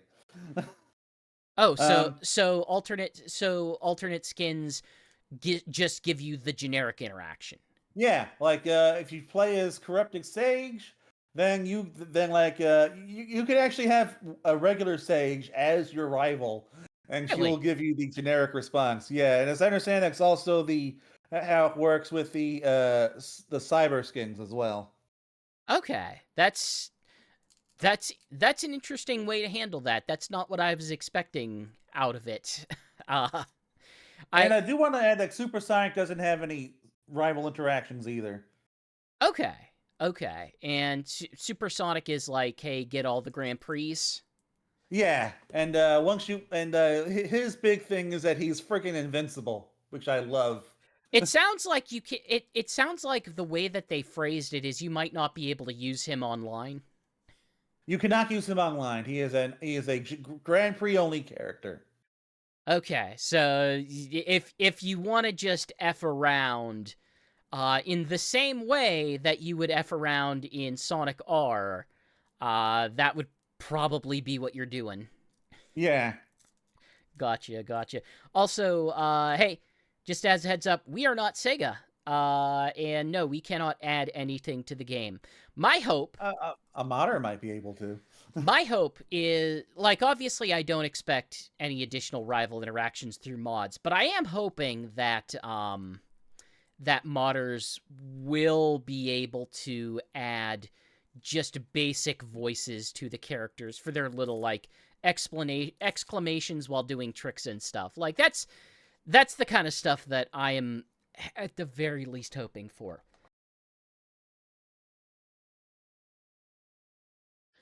Pardon. So, what's next? Uh, any of the other questions we have are more about predictions. So is there anything that we did not touch on yet Well, that you let's think is worth see. highlighting? We did Time Trials, Grand Prix. I briefly mentioned Supersonic. Supersonic is a lot of fun, which I mentioned. Yeah, I think that's everything. Yeah. Okay, Sonic Prime characters, they have their own animations and everything like that? Yeah, well, yeah, they have their own animations. All of the unique characters seem to. That seems to be the main thing that separates a character from a skin. Is that like Corrupted Sage has the exact same animations as regular Sage, but like Dread has completely different animation characterization to Knuckles. Like he is very piratey. in his animations. Gotcha. So that would be why they would be considered separate characters and not just skins for the base character. Yeah, Do the skins still are the skins voiced? Do they just use the base yeah. voice lines? Well, okay. I, Sage sounds like Sage, but I think the cyber characters have their own weird like cyber way of talking. So just kind of like a little voice effect applied to the traditional voice lines or It's something. there's no voice line. So Oh, it's okay. Okay. So like they they're proper Metal Sonics then. well no they vocalize. It's just nonsense. It's loud nonsense. Metal sounds just like beeping. Oh, okay. Okay. Um I guess let's get into some of the prediction ones. So hey, that is your impressions. Obviously, hey, we have our review up on the site. Dread was very positive about it. Um, he he gave it a 5-star review. I believe under Yep. under our system that is considered essential. You can go read the full review over at sonicstadium.org. You can catch all of our footage over on our YouTube channel. You can just search Sonic Stadium on YouTube and it'll bring it up, and you can view lots and lots of footage. So Hmm. much footage you've been putting up. But Yeah. let's get into, I guess, some prediction related questions, and we've got one to start here from active Twitch chatter here, Antique Legend, who asks something that I don't like. This might be beyond both of us. Antique Legends ask, will we see next-gen upgrades or updates in the near future for Sonic Racing CrossWorlds on PS5 and Xbox Series X, like HDR10, HDR10 Plus, Dolby Vision, more audio options, settings for advanced audio setups? I don't think either of us are particularly well qualified for that, but I'm going to go out on a limb and say probably not, unless it's There's an HDR10. I think it's just a newer I think it's just a newer standard for HDR. That's sort of in the pipeline. It's gaining a little. What is Dolby Vision? Isn't Dolby supposed to be an audio thing? Dolby Vision's also an HDR standard, I believe. Oh, okay. I did It, not know that. yeah, I HDR is weird. Like there's like like there's different standards for HDR, and if your TV doesn't support one standard, it doesn't always look right or it can't use it. Some standards just sort of handle HDR balancing a little bit better than others. It's a mess, and I don't know. I don't see a lot of games that really have that kind of update path. I suspect what you get at launch is probably going to be what you get unless they really blow out some of these updates. But at the same time, like, this thing's gonna have a tail. Like they have a Yeah, very long like we are going to be getting updates, so they could very well add more visual features. Wouldn't be too surprising to me. these specific ones I have no clue, but broadly speaking, I don't know. I'm sitting at skeptical is where Mm. I kind of sit with this.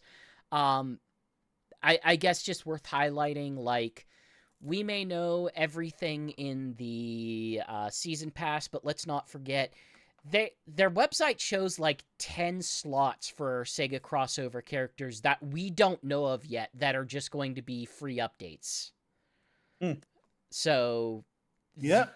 yeah, that this thing's going to have quite a tail on it. So yeah, that's we're going to get updates. It's hard for me to realistically say. It's hard for any of us to realistically say, are they going to have technically focused updates? The most we could really say is there is going to be a native Switch 2 version later this year that you can buy and upgrade to if you're getting it on Switch. But Switch HDR specifically is a real crapshoot. My understanding is. So yeah. Yeah. Next question on the predictions front. Is it going to refresh for me? It's not going to refresh for me. Come on. Come on, work with me, Gimp. Mugo asks, will we see the rider skins from Sonic Riders? And if we do get a Season Pass 2, what characters do y'all want to see? I expect that if we're gonna get skin DLC, which is at least technically feasible, the game has space in like where it puts the skins for like a lot for like I don't know, I think like 10 different skins. Yeah, Um the rival stuff is the most, or I'm sorry, the rider stuff is the most obvious possibility. Yeah. Like I expect that we will that if we get any DLC skins for the Sonic characters, we will get rider skins. Like that like given how big the Babylon rogues have been in this and like the extreme gear are their own vehicle type, like I would be shocked if we got, I don't know, the alternate universe pop band outfits before that or anything. Yeah, I like they put they put work into adding the extreme gear stuff. Like I don't have a love for the extreme gear stuff that a lot of people do. Like I went back and I've played all the literally I have played all of the Riders games this past week. All of them. All 3 of them. I still don't like them. I still think all of them control like butt. But yeah, no, I'll acknowledge like I always they like how they look. they have an interesting style to them that I can at least appreciate out of that. But at the same time, like it's kind of like the bikes in Mario Kart. When you let everyone do all of them, that means you have to design all of your animations around doing all of the things with all of the characters. And that's not insignificant work. That's twice as much work for like one classification of vehicle. Like you have to figure out, okay, how does Sage ride a board? You have to figure Well, she that just out. kind of stands on it. Yeah. How do we get Egg Pawn to ride a board? Like we have to figure And that out and give animation specifically for that. and what I find interesting is that like the rival interactions have different animations on the boards as well. Really? Yes. Huh. Like I started putting the characters on extreme gear for the Babylon Rogue parts of those when I saw, oh hey, they make like different poses when you put them on that. Like um s- like I don't know, Zavik has his arms out and stuff. I don't know. Well, Like you can at the very least tell that they are dynamic, like they are dynamically programming in the mouth movement. Like the mouth movement is clearly not super well captured, we'll say. yeah. It's a little bit more canned than I thought, but at the same time, like, are you really gonna program in that many mouth? Like, are you really gonna program in bespoke mouth flaps for every single character and every single interaction? Because there are so many. There's so freaking many. Um, so the other half of this, which I think will inform a lot of the later questions, is do we get a season pass 2? I think if the game does well, we will get a season pass too. Like I I think this depends entirely on how well the game itself performs. so I will agree with that sentiment with a really big caveat of I think it has to do really well.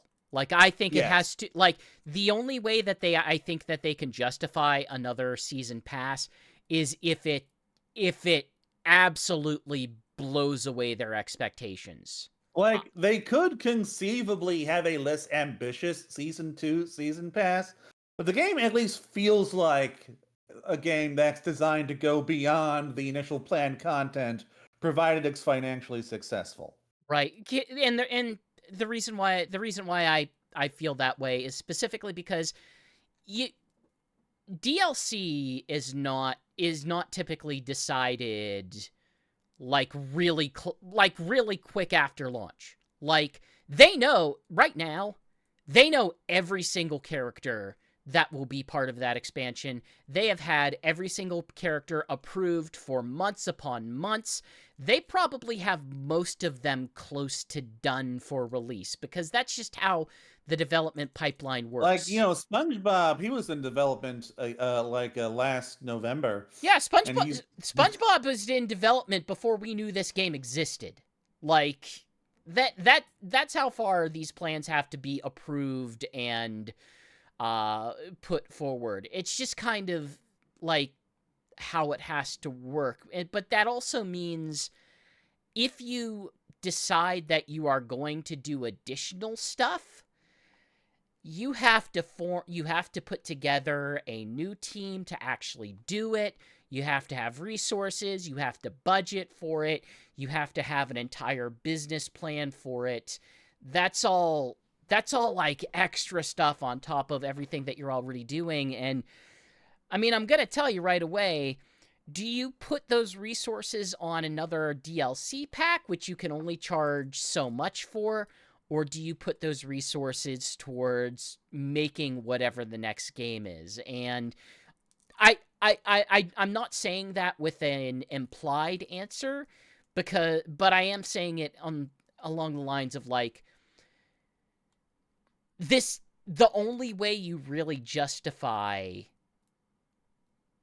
dedicating those resources, those developers, that money towards the DLC pack is if you know that DLC pack is going to sell really, really well relative to what they would sell for a brand new game. hmm. Yeah, I don't know. Like the thing is, like live service games have become so commonplace now that They are, but this is a game with a rather extensive tail. It's not necessarily being sold as the live service game. It just seems like it has a lot of the live service hooks. hmm. I feel like this at least has the potential for a Smash Brothers esque level of longevity. Well, yeah, I mean, keep in mind a year's a long time. Like the thing that you're gonna run into, and I guess this will play. I'll bring this question up since it gives us a chance to address it topically. Um, we have a question Come on, refresh, please. We have a question from Falling From You who asks, will this game hold players' retention more than 2 months? I've yet to... Yes. Well, I think it will. I like it'll come and go based on like Ultimately, I feel like the main reason why Team Sonic Racing kind of just crashed the way it did was because the main hook of the game just wasn't especially engaging. It felt like the whole team well component heaps of was something that felt like it was built for esports, but there was no strong attempt to actually like make the game big in esports. so this thing has a couple things going for it that Team Sonic Racing doesn't. Number one, Team Sonic Racing, they actively stated like, hey, this is what we're doing. We're gonna do it, and it's done, and that's the game that it is right now. This game has a massive marketing push, a substantial amount of content to it, an online system that is far, far, far more robust than anything that the Sumo games have ever put into them. They have events that they're going to be peppering through in the same way that it looks like Splatoon handled like Splatfests, where it's like, choose a thing or get set to a team and see how your team does, and that kind of stuff. It has a long DLC trail. It has a and the most important thing, the most important thing, it has cross-console play. Or Oh, cross-platform play. okay. Which that's like, if you're trying to have a lively online system, you kind of need that, because Yeah. you have an audience who is going to be scattered across all these different platforms, and trying to matchmake them only on the specific platforms that they have is really difficult. You have to be And incredibly popular to make that work. And another thing that this game has that Team Sonic Racing never did is the size of the franchise crossovers. Like, Minecraft is freaking huge. Like, I was predicting the X movie would make $1 billion, like, a year before it came out, because because Minecraft is just one of the biggest gaming franchises out there. SpongeBob, big franchise. TMNT, decently sized franchise. It's like, and Mega Man, Pac-Man, they aren't as big, but they have their own like kind of hardcore, dedicated fans. They make And so sense. They're like, recognizable, and like they can yes, get headlines. yes, and so it's like you've got all these big franchises, some of which are which either have big fan bases or very passionate ones, The Avatar, and the they are all Avatar, yeah, coming. the And Avatar yeah, stuff. and Avatar The is Avatar stuff is coming out, as we understand it. The Avatar stuff is coming out alongside a big Nickelodeon yes. Avatar project. Like, So it's gonna be tied into a big new iteration of Avatar, and so it's like this is just gonna have a massive ongoing marketing push, like for the next year. And like, a Sonic game has never had anything like this before, and this gives CrossWorlds the potential of being the biggest thing that's ever happened to the franchise outside of the movies. Like, I think it could definitely hold on for 2 months. It can probably hold on for years. I don't know if it can hold on for years. Like I, it's gonna be hard to see. Number one, like it, it's the big question of how much does this space exist outside of Nintendo? Like, what is the appetite for the kart racer outside of mobile specifically, free to play, and Nintendo? Because I think that's going to be the deciding factor. Like, if you remove Nintendo from the equation, the fact that Mario Kart is out, that Kirby is on the way, then it has like no competition. Like Yeah. its competition is literally just the free to play games, which let's not deny, like the free to play games have their hooks, they have their audiences, and they have specific markets that will go. Antique Legend is bringing up comparisons to Disney Speedstorm.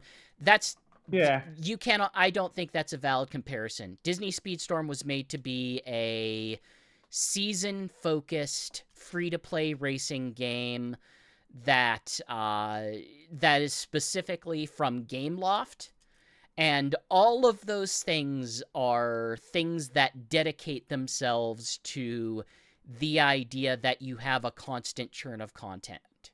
And Sega has some studios and some projects that do dedicate themselves to the continuous games as service churn. Like Sega Hardlight exists for that specific model. And And whoever's making Sonic Rumble. and the Sonic Rumble team, be it like if whatever Rovio's involvement is in that, or whatever Sonic Team involvement, or whatever Sega involvement, I wouldn't be surprised if Sega involvement is some of their other mobile teams that handle other Sonic mobile game or Sega mobile games, a lot of which we don't even get in the US. Hmm. I don't think you should approach this game as if it is an ongoing eternal service game, because I think the staff that they have dedicated to this will probably eventually need to be moved to other projects. And unless they dedicate a staff specifically to be the ongoing Sonic Racing CrossWorlds staff if it continues to maintain uh, a way to get through. Like, that's kind of the issue, is the one thing that a Season 2 cannot do is sell as much as the Season 1.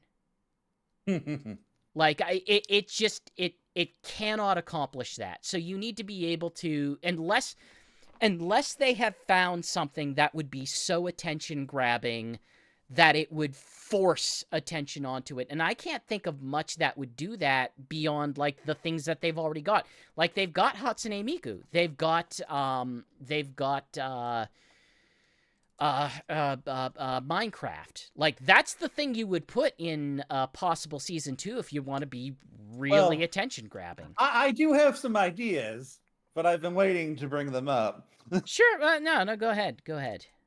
Okay. Like, technically, this does tie into the next 2 questions. Do you want to go into QuirtX Games question? Yeah, sure. Okay. So I have an answer to this one already, but I imagine your feelings might be different than mine. I mean, like, as far as currently planned content, Banjo-Kazooie is definitely not coming. No. The reason why Banjo-Kazooie was in the first game was because Microsoft was actively pushing a new Banjo-Kazooie game that was out at the time. And Banjo-Kazooie is in no way at all whatsoever an important character to them right now. The most important characters to them right now are probably Doom Guy and Call of Duty Military Man, and I don't know, Forza Horizon Kart. I think there is more to an inclusion in a season pass than just the company is currently like making a game for them, because again, like, we do have Mega Man in this, and please don't hurt me as much as you're about to hurt me. That franchise has been functionally dead for new games. Did you know, MFer, did you know that there was a trailer for a new Mega Man collection in the Japanese Nintendo Direct that they did not put in the American English Nintendo Direct? Yes, I am aware, and it was for the Star Force collection. Battle Network sequel series Star Force, which I would like to add is not classic Mega Man. No, it's not classic Mega Man. In this. So it's like there is a value to having a character that is popular and gettable. And Banjo-Kazooie, in my mind, he isn't huge, but he has a dedicated fan base in the same way that Pac-Man and Mega Man do. That's why he was part of the Smash roster. He was requested for Smash and has a legacy on Nintendo. While I was putting together my quick list of a potential Season 2, I was like, okay, here are the big things, and then here are the kind of more niche things that are on about the same level as those characters, and like Banjo-Kazooie is one of those things that I've tossed in there. And like Banjo-Kazooie works well from a just from a character perspective, and it makes sense from a niche popularity perspective. And it's not like Microsoft has a whole lot else they could give Sega if they were to make it. Actually, I would say more probable than Banjo-Kazooie would be Crash Bandicoot and Spyro, who are now Microsoft characters. How did I forget about those two? Okay, I'm sorry, Banjo-Kazooie. Okay, I'm deleting you. And come on. Microsoft just owns all the things Bandicoot. Now, unfortunately.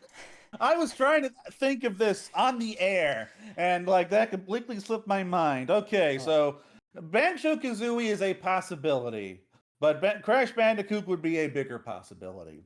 Crash Bandicoot, Crash Bandicoot, I don't think should be in there for very specific reasons, but also at the same time, have to acknowledge that there is a group of people who are very enthusiastic about Crash Bandicoot. A lot of them are in Europe, and a lot of them spent a lot of money Look, on that look, trilogy look. collection. Crash Bandicoot 4 is awesome. The trilogy is a classic, even if it hasn't aged the best. And like he had a major kart racing franchise for Yeah, years, even though I mean neither of us have that's one particularly of the cared biggest for it. that's one of the biggest problems for Team Sonic Racing is that game and Crash Team Race or yeah, Crash Team Racing Nitro Fueled released 1 month from each other, almost to the day, if not exactly to the day. They were And directly Crash competing. won.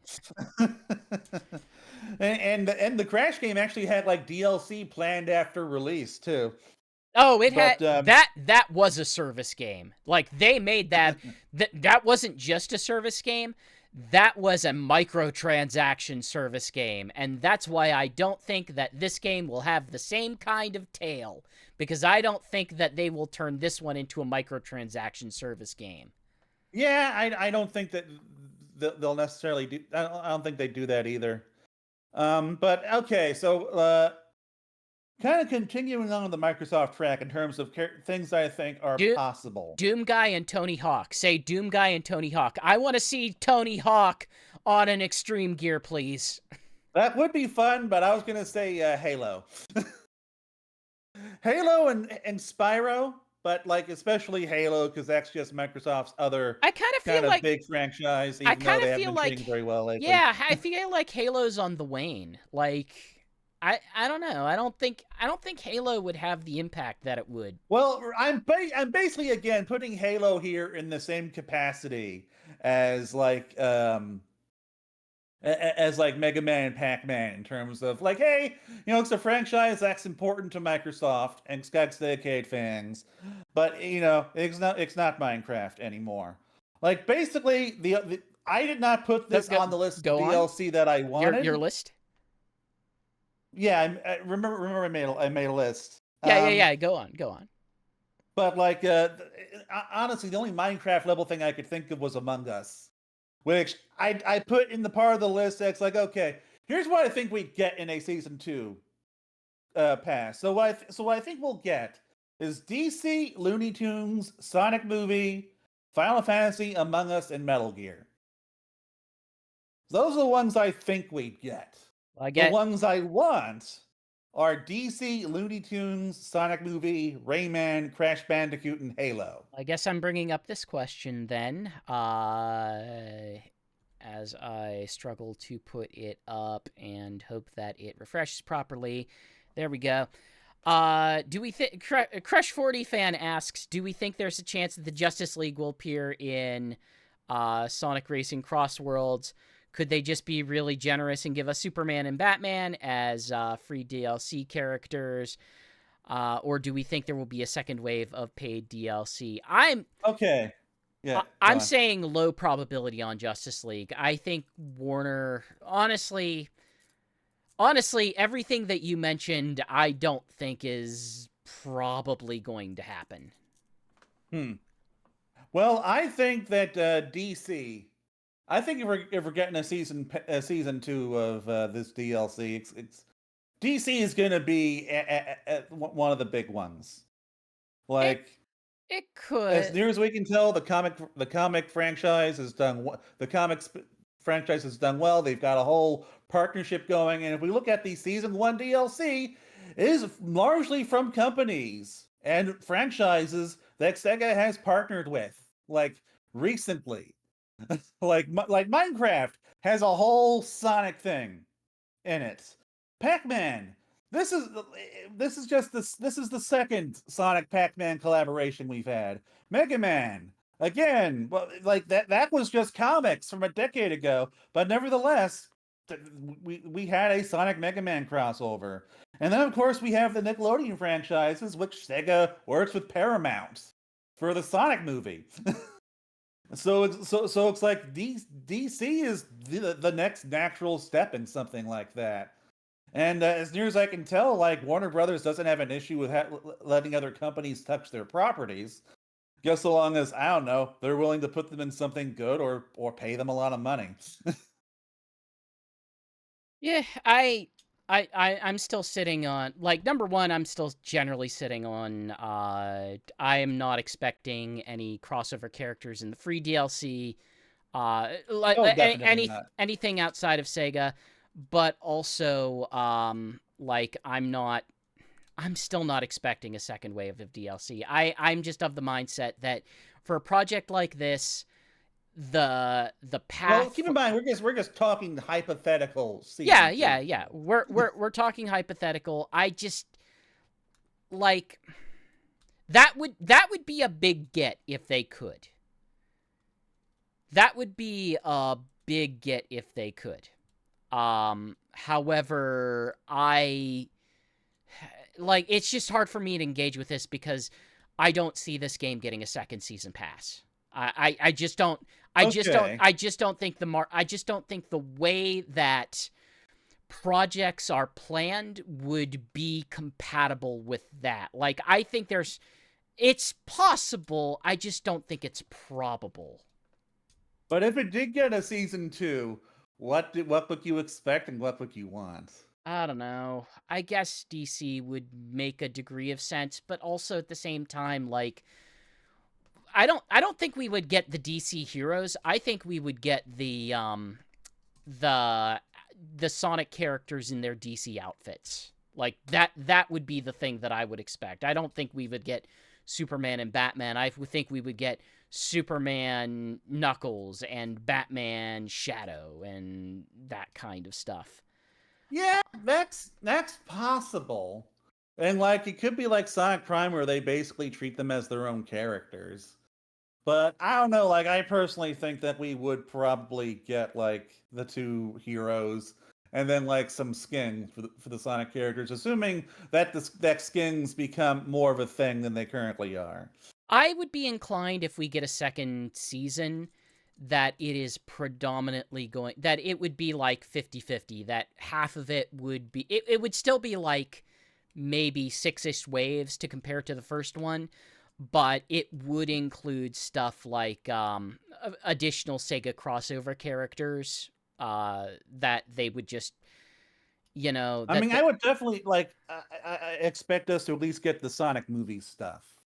Like if it we're at it least gonna get a Sonic movie thing in that. well, yeah, if we get a second wave, that is something that probably would extend to 2026. And they people really bristled at the fact that, like, well, what do you mean we're not gonna have Sonic movie stuff? Why do you need I to was have? predicting that we would, so I was a little surprised. But But like but the reasoning makes sense. But yeah, the reasoning makes sense, but the incensed reaction of disbelief. People need to understand that the reason why they did a lot of the movie stuff that they did was because it contributes to the brand broadly. They don't have any like we don't have Sonic X Shadow Generations because they really wanted to make a Sonic X Shadow Generations. Maybe they wanted to remake Sonic Generations, but that game exists because they wanted something to cross-promote with the movie. They wanted a Yeah. way to Like bring they very Shadow... specifically said, hey, Paramount let us know in like early 2022 that Shadow was gonna be in Sonic 3, and we're all like, oh, well we better start working on this then.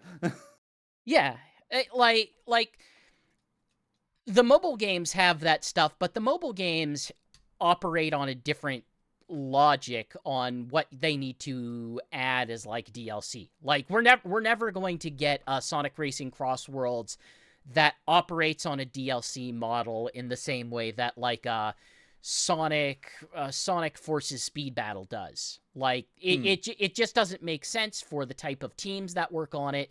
It doesn't make sense for the type of games they are. It doesn't make sense for the fidelity that it's working at on what it would require. It's just not. It's not feasible in that way to turn a set project into a service game unless it clearly has energy to turn it into a service game, which not a lot of games do. And I don't.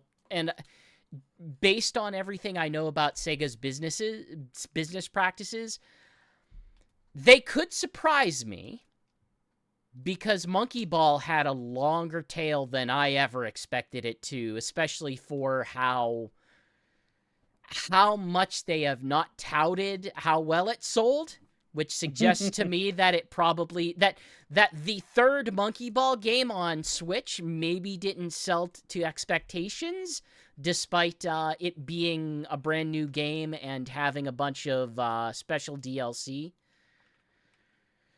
Yeah. Okay. Here we go. Here's what GX wants. GX wants at least 4 classic Sonic characters. I want the classic Sonic, classic Tails, classic Knuckles, classic Amy. I would like, which I haven't ruled out that they could come to the game, or at least classic Sonic could come to the game via the free Sega stuff that we still don't know what they are. Yeah. And I guess I would say, like, I think the other stuff that I would put in like a hypothetical season 2 are the kinds of things that I see in mobile and crossover stuff as is. Like, I would expect to see, what's really gettable right now? Godzilla. I was trying to think how I might include him, and I thought, you know what? Godzilla as a track would be interesting. Godzilla as a But then track who would would be be the racer? like a small chibi Godzilla, like how they did with Yeah, Monkey Ball. true. Yeah. Like that could work. I think you could But put in other like a dragon characters. Like, you could have a Kiryu, you could have a Majima. I think those are reasonable asks, considering that Like a Dragon is still one of their bigger franchises. yeah. Yeah, I don't know. Antique Legend in chat has very strong opinions about how big this game will be. I don't share that vision of how big this game is going to be. Like, I think this game will do well. I think this game will do in alignment with whatever they're expecting it will do, which is to say, I think it's going to do pretty darn well. I think it's going to sell what our best data on Sonic is, hey, they sold 5 million of Frontiers. I don't know. Like I feel like it may have been 4 million something. Yeah, it was like 4 or 5 million. I wouldn't be surprised if this hits like 4 or 5 million. That I think that's really achievable for them. I don't necessarily think 4 or 5 million justifies turning it into a service game. I personally don't think they're going to turn it into an outright free-to-play service game. Oh, free to play? No, Like that would no. be This will never be. No. Let's. okay. Yeah, no. All right, I misunderstood then. No, so when I say service game, I mean in the sense that, like, what would I say? What was the comparison that I would make here? What's the sarcastic, the heavy sarcasm, fascism coded shooter that has seasonal content? Helldivers. Ah, okay. I don't Although think. that's $40. Yeah, it's $40, but I don't think that this thing's gonna be Helldivers. Like, My feelings for this game is that it has the potential to continue for maybe about 3 years. you think that Um, long?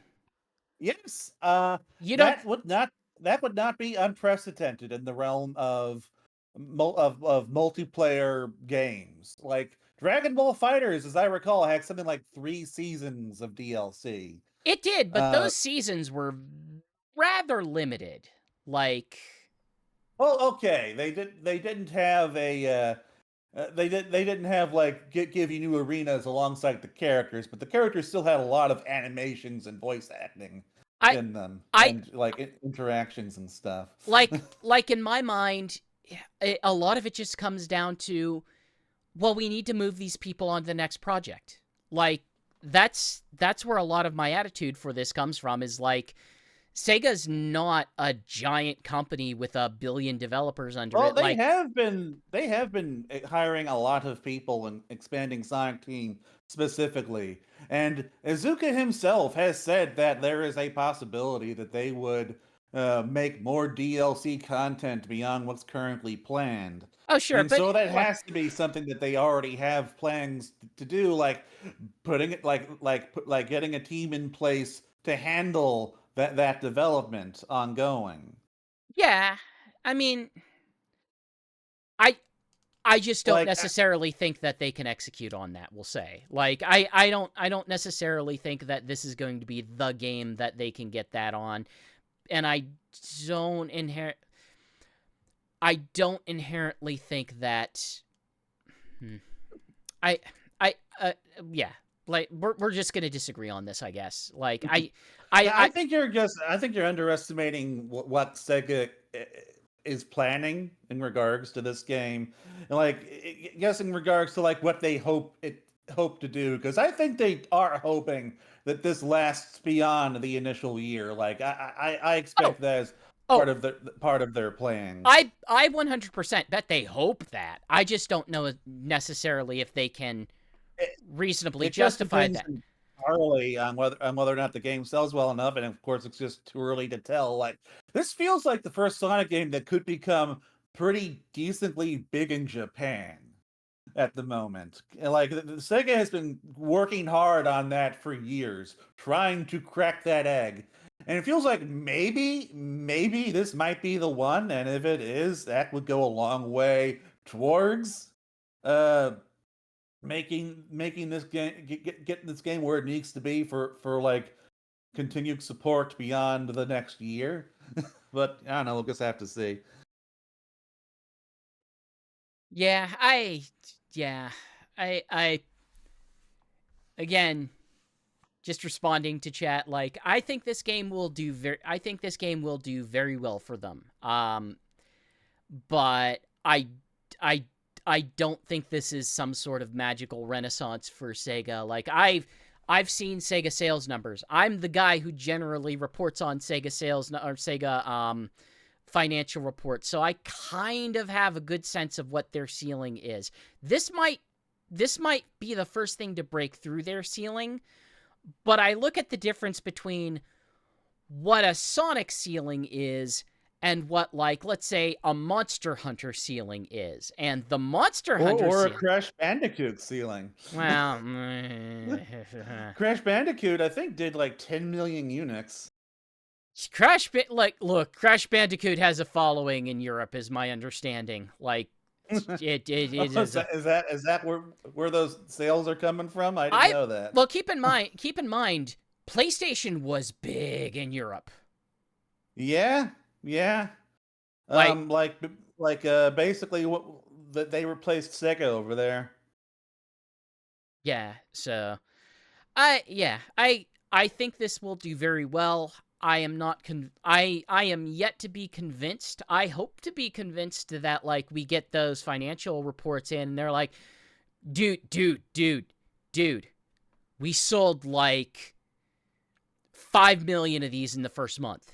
Like, if we're operating at that scale, then yeah, that seems realistic that they could do that. And if it Yeah. continues to sell off the back of that in the way that, like, that's why Mario Kart 8 is the fourth best selling game ever, is because it sold very well at first. It is sold very, very well for a Wii U game.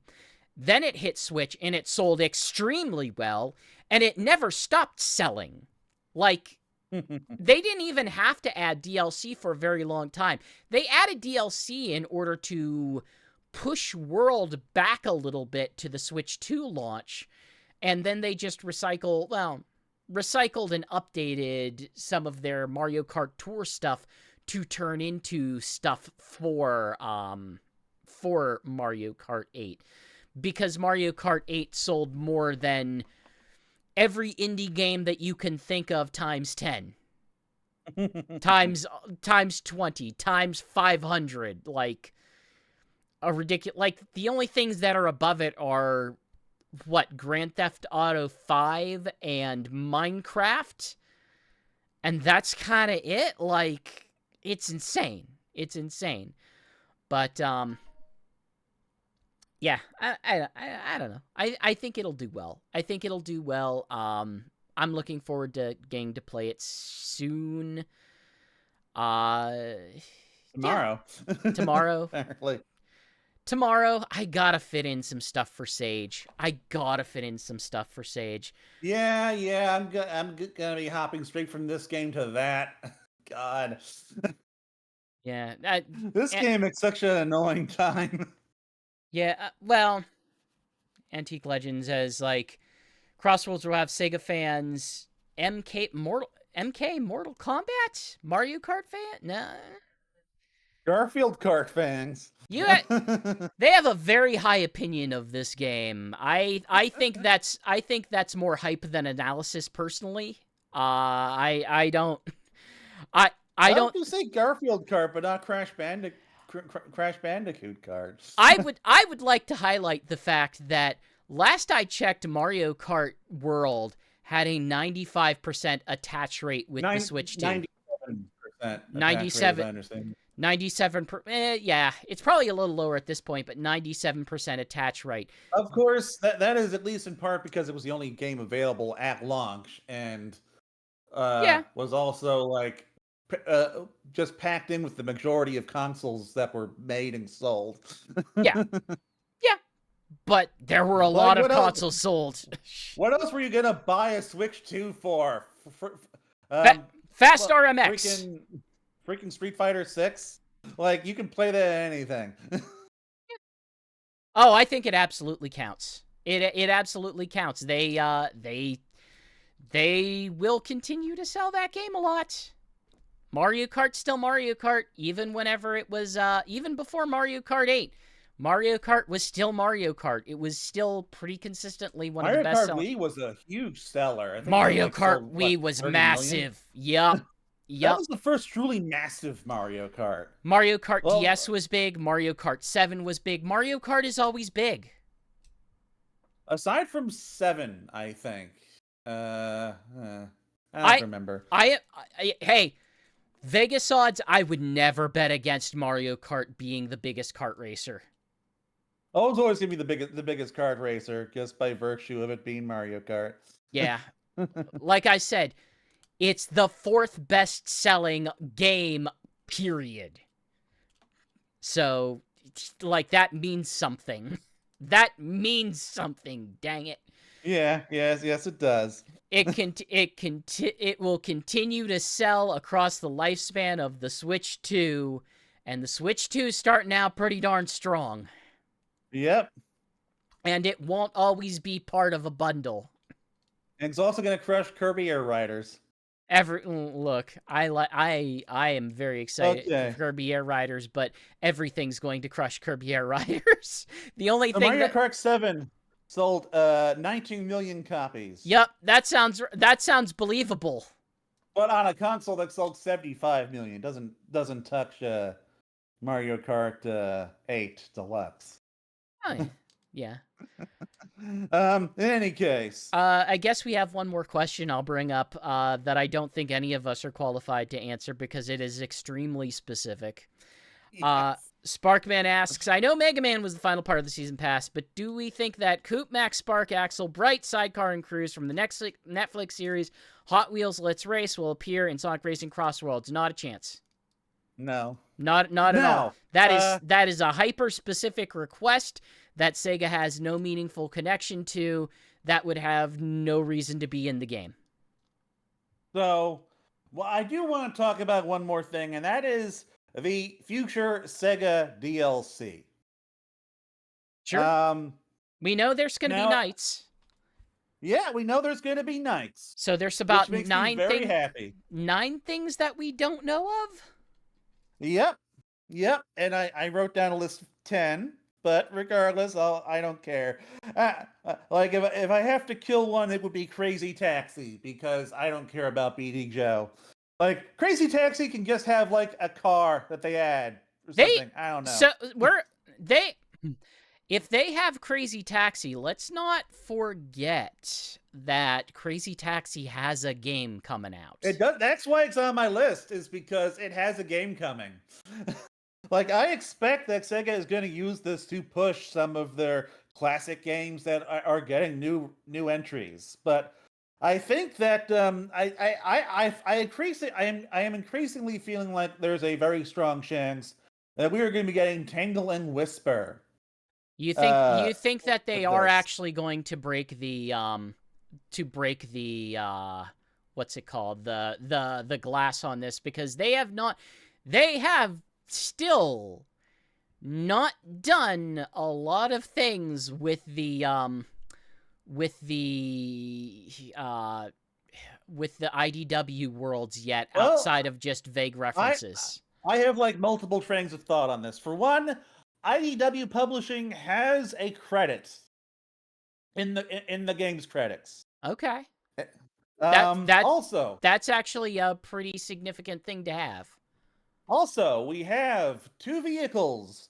One that appears built based on Whisper, and one that appears to be based off of Tangle's color scheme. Um, I think Tangle's is like a sports car.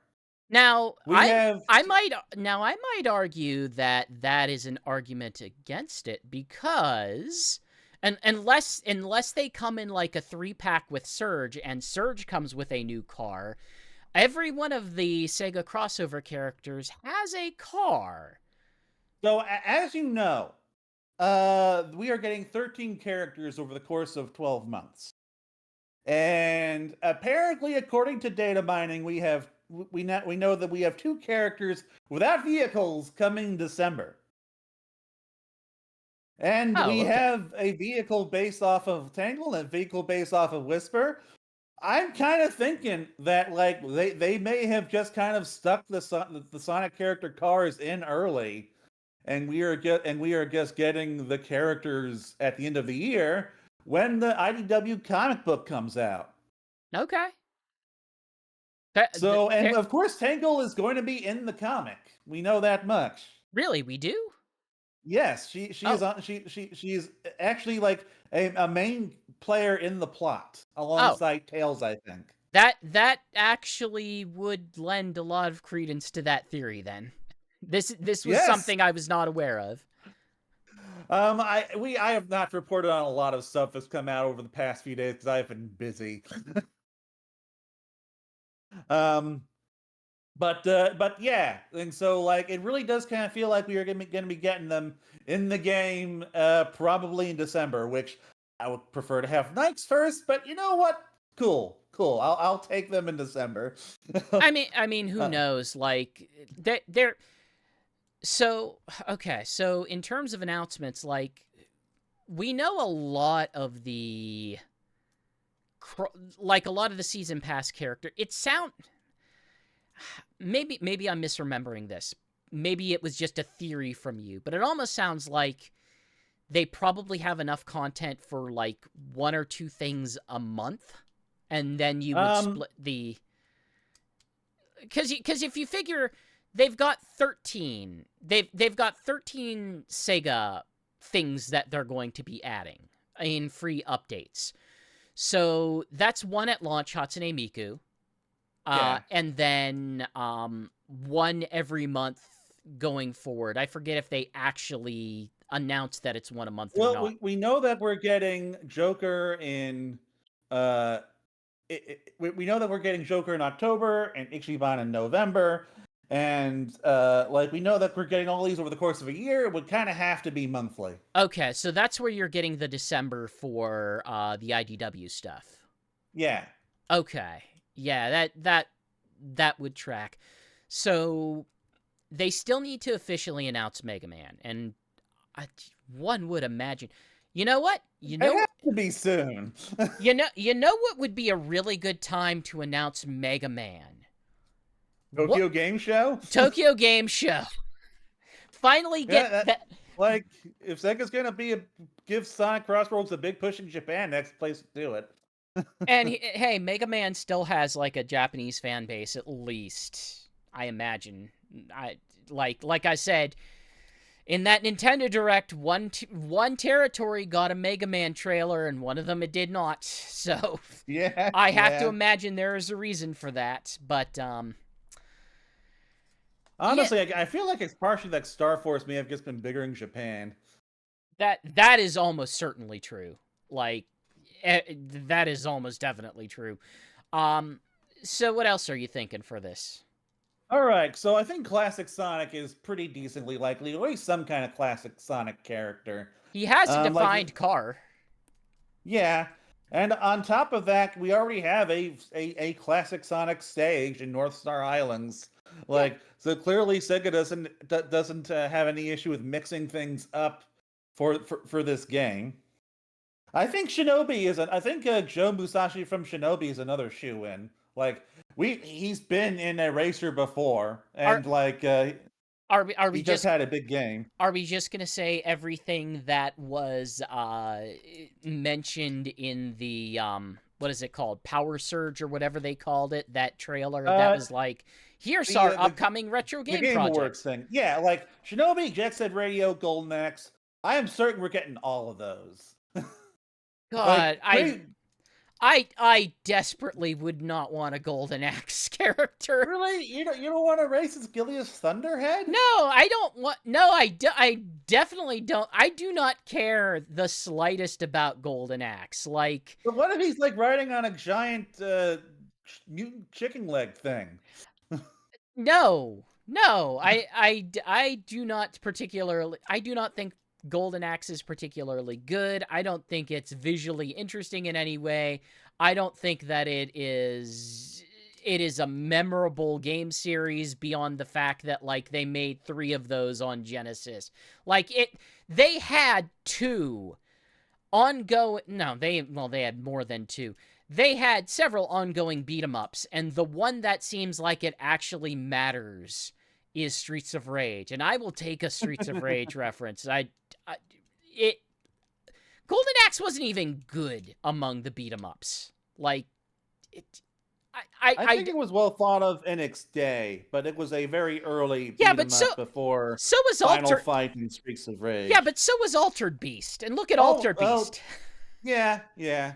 Um, but Give like, me yeah. So I think that we would get entries from all of those franchises. like Um, give me Bonanza Brothers. That's what I want. I No, would be very surprised if we got Bonanza Brothers. I would too, because I don't know why we got Bonanza Brothers in the in the Sonic Rumble update, but Like they kind of only would work as a duo. I don't think you can do like a duo character in this game because of the cart customization. I Um, you smush them together. You smush them together into one character model, I guess.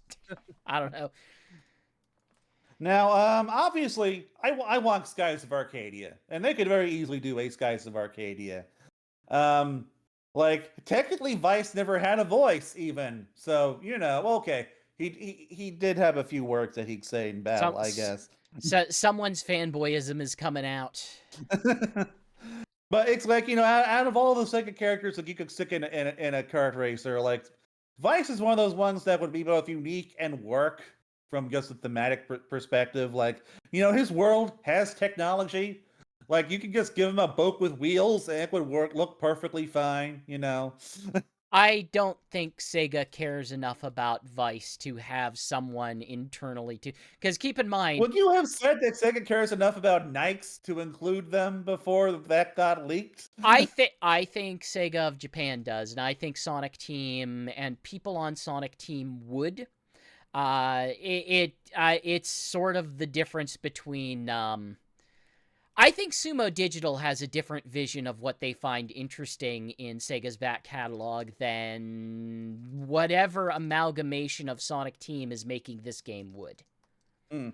Knights I can see a little bit more understandable.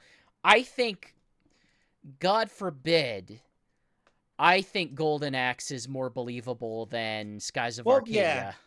Arcadia. but that's just I because they're making a new entry in that franchise. But I I don't think that's like necessary for an inclusion. And there are like 10 of these. I am mad to say that, but I will say it. And in addition to those, Alex Kidd and Opa Opa. I don't think we're getting Opa Opa. I think if we get Opa Opa, Opa Opa will be a car. Or like the thing inspired by a car. I don't think we get Opa Opa driving a car. Do you think we would get Alex Kidd driving Opa Opa? Would I that make sense? that I feel like that is probably something that's a little bit more believable. But like, I don't know. Like, I didn't think we'd be getting Opa Opa freaking Sonic Rumble, and yet we did. Like, Sonic Rumble is kind of another instance of, hey, we don't need to be making like active games in this franchise for us to like include them in something. And like the same also kind of goes for like the Jack specific Sega toys, which like had streaks old school Streaks of Rage as one of the toys. Um so but like I don't know. So I guess if not Opa Opa, then uh what's another one? I mean, Poyo, I guess Streaks of Rage would make a there. Oh, yes, Poyo. Poyo would make a lot of sense. Angry Birds. Right, Angry Birds. In fact, you know what? I'm just gonna delete Golden Axe and put in Angry Birds. That makes more sense. If Virtua Fighter, because they've got Virtua Fighter Oh right, projects. that is also getting a new game. Okay, gonna delete Check Set Radio. Okay, Virtua Fighter. I get. Would they like include Akira this time, or you think they'd stick with Jackie? Because he actually drives a car. Like I don't think Sega cares about that in the same way that Sumo Digital did. I yeah, probably not. Escape mentions Metaphor Refantasio. I don't think that'll happen. I don't think that necessarily lends itself well to including a character in that type of thing. It's the same reason why I kind of wouldn't think that like even like standard SMT, I don't think that lends itself as well to getting an inclusion on this as like a Persona representation would. And honestly, I kind of feel like Sega would probably stick with just like one character per company I'm gonna for something like this. Monkey Ball feels like a lock. Like Monkey Ball I feels. see Monkey Ball. Yeah, Oh, I forgot. I's car was in the CrossWorlds. Of course, we're getting Monkey Ball. Yeah, I'm a little bit less convinced about Samba de Amigo, but it still seems like it's a reasonable possibility. All right, gonna delete Classic Sonic and Amigo. Okay, not Amigo. I. I So don't know. Like we did get that. We did get Amigo, like a new Somebody Amigo game relatively recently. So it's not impossible. I I want I want. So here's GX's list of Sega's best-selling franchises that I would probably like to see in this. And I have a list of best-selling franchises up. I want to see Football Manager again.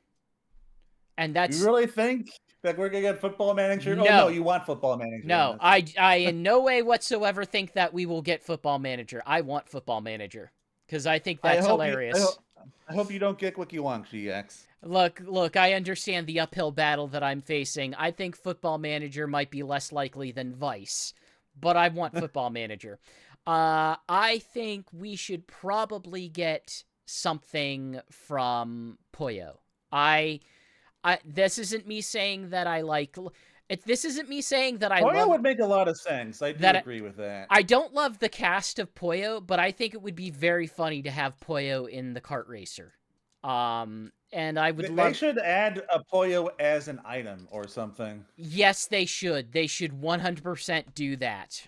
Like, what if you could, like, I don't know, throw the Poyos at a racer and, like, they stick to them and slow them down or something? I should think that they should leave hazards on the ground that there's you remember in Team Sonic Racing and All Stars Racing Transformed that their version of the blue shell was like, just put a bunch of crap in front of the first place racer that they have to drive around.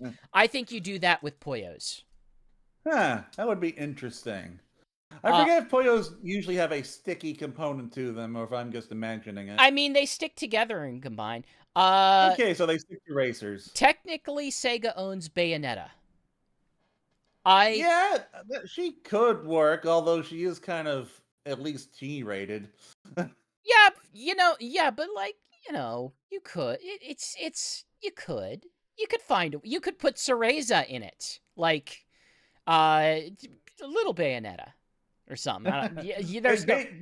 you want to put a baby character in my Sonic game? Well, I want just like Mario. I want all the Sonic characters to have baby versions that they have races in. That's not one of my requests, but that's one of the things. Um, I want Outrun. I want Outrun. If you Oh just man, if I wish we could have Outrun. Like they could, if they can like add things outside of the structure of the two DLC paths that we know of, then I could definitely see them doing Outrun. But like, either they make it a deal with Ferrari, or yeah. they just make a generic Ferrari-like vehicle, I guess. And you have the guy from the Outrun, or you have the lady from the Outrun. Both of them would be. Really? Yeah, yeah, absolutely. Okay, You that just I find far less. That I'm not as big on. what if they call him Outrun Guy? Does that improve things? Because I want him to be called Outrun Guy. Okay, I guess that would be fun. I would like something inspired by I love this I love the music in this franchise and I love the aesthetics of this franchise and I never remember the name. Their very early arcade shooter. That Zaxxon? no, the Welcome to the Fantasy Zone. You mean Space Harrier? Space Harrier. Give me something Space Harrier. Space Harrier feels like it should have a board. Like that should have an extreme Yeah, gear. that would work. And he'd be holding a gun while he's on the board. And you call him the name of the character is the Space Harrier. That's what you do for it. I want Valkyria Chronicles cuz people need to remember that Valkyria Chronicles exists. Yeah, we could have that in Skies of Arcadia. Sure, whatever. I'm surprised there's no Phantasy Star representation. That feels like something that they would include something for. Yeah, like I've been wanting Fantasy Star rep in like sumo in like Sega's racers for years, for like over a decade now. They could easily include like Alice or whatever, but I don't know. Like I do have some trouble imagining the vehicle, I suppose. And the number one thing that I want that will never happen, but I want it. That will never happen, but I want it. That will never happen, but I want it. I want the 2-point doctor. Oh God. I want the 2-point doctor. Give me the 2-point doctor. I mean, that's probably more likely than some of the other things we've said. They keep making those games. They're on the third one. It doesn't even have to it doesn't have to be the 2-point doctor. It could be any 2-point series character, and I would be satisfied with that. What about like Rome Total War guy? I like the concept of the Total War guy in it. I don't have much affection for any character in Total War. There aren't any characters in the Total War games. It's just like historical figures. Yeah, that's the weird thing with Total War being represented in Transformed. Is like it's funny that Total War's there, but Total War is not something that I associate with like characters or anything, so it's hard for me to really there's nothing iconic about Total War that's like I can look at that and say, yeah, that's the Total War guy. Like Football Manager, I can point to the Football Manager car in Transformed and saying that referee is driving a frickin' soccer ball. That's amazing. I can't say that about anything with Total War or Company of Heroes, unfortunately. I mean, you could just like have a roam guy just driving a chariot-looking No, car. like I said, I like the concept of Total War. It's just that none of those really sound that appealing to me. Like, the concept sounds more appealing than whatever actual reality would be. Anyway, I want Ryo Izuki, I want Ristar, and I want them to figure out Echo. Just figure out how to stick a dolphin in a car. The dolphin is the car. The dolphin's aboard! The dolphin's in extreme gear. That's how you do it. You surf on the dolphin. Oh, God. I know how you do it. I know how you do it. You bring back Ages, the sentient VMU from Transformed. That I did love Ages. And again, all this comes with the caveat that I don't think any of this will actually happen. I don't think I think some of this will. Like I don't think it's all going to be the big popular characters. I think the fact that we're getting Nikes is the only proof we need of that. yeah. Like we'll at Yeah, least get a few obscure picks. we'll get I guess some, but like I'm not expecting like the massive deep cuts. I'm not expecting any sort of season 2. I like look, we're going to disagree with this. You're just going to have to accept it. I don't think we're getting a season 2 of anything, despite the fact that sure, you could come up with a hypothetical season 2. That's very easy. All you have to do is name characters. That's how easy it is. I could name characters all day. There's a Wikipedia entry that I could bring up and just start naming characters that could be in a hypothetical season 2. I Doesn't think mean even it's if we happening. don't get a season 2 of the paid DLC, we may have a more likely chance of getting a season 2 per se of the free Sega characters. I am more expecting that the thing we will get that will continue to outlast any character and car and track DLC is that I think we're going to continue to get the stupid stickers. Yep. Those are cheap to include, and you can put lots of product placement in that. That's how we get Opa Opa. That's the saddest thing that I could say is that's how we get Opa Opa. Opa Opa is a sticker. Yeah, I think we have a pretty high chance of getting a sticker. We're at our normal 3. I wasn't expecting this to be a 3-hour episode, but Neither by was God. I. Hey, if you have any other questions, the game comes out tomorrow for Digital Deluxe, so you'll be probably able to answer them yourself. For some of you, it might be out in an hour. So Yeah. I am looking forward to Pac-Man this week. And I guess I'm also going to play some Sonic Racing CrossWorlds. And by God, am I going to play Sage games. By God. God. Yeah, I'm going to have to start digging into those. So, peace all. As always, our opinions are our own, but the show broadly is under the banner of Sonic Stadium over at sonicstadium.org, one of the longest-running Sonic fan communities. We have plenty of news coverage, including our, Dreadnux's Sonic Racing CrossWorlds review. And, we got so much Sonic Racing CrossWorlds coverage. We're going to get some Sage coverage somehow. I don't know how, but we're going to do it. Come hell or high water. We are going to have more, we are going to have the Sonic Music Spectacular. It's gonna happen. I don't know how, but it's gonna happen. And it's probably gonna be next weekend, which means I'm probably taking a weekend off of Sega Sonic Radio. But as always, hey, follow us on Twitch, follow us on YouTube, follow us on whatever social platform you like.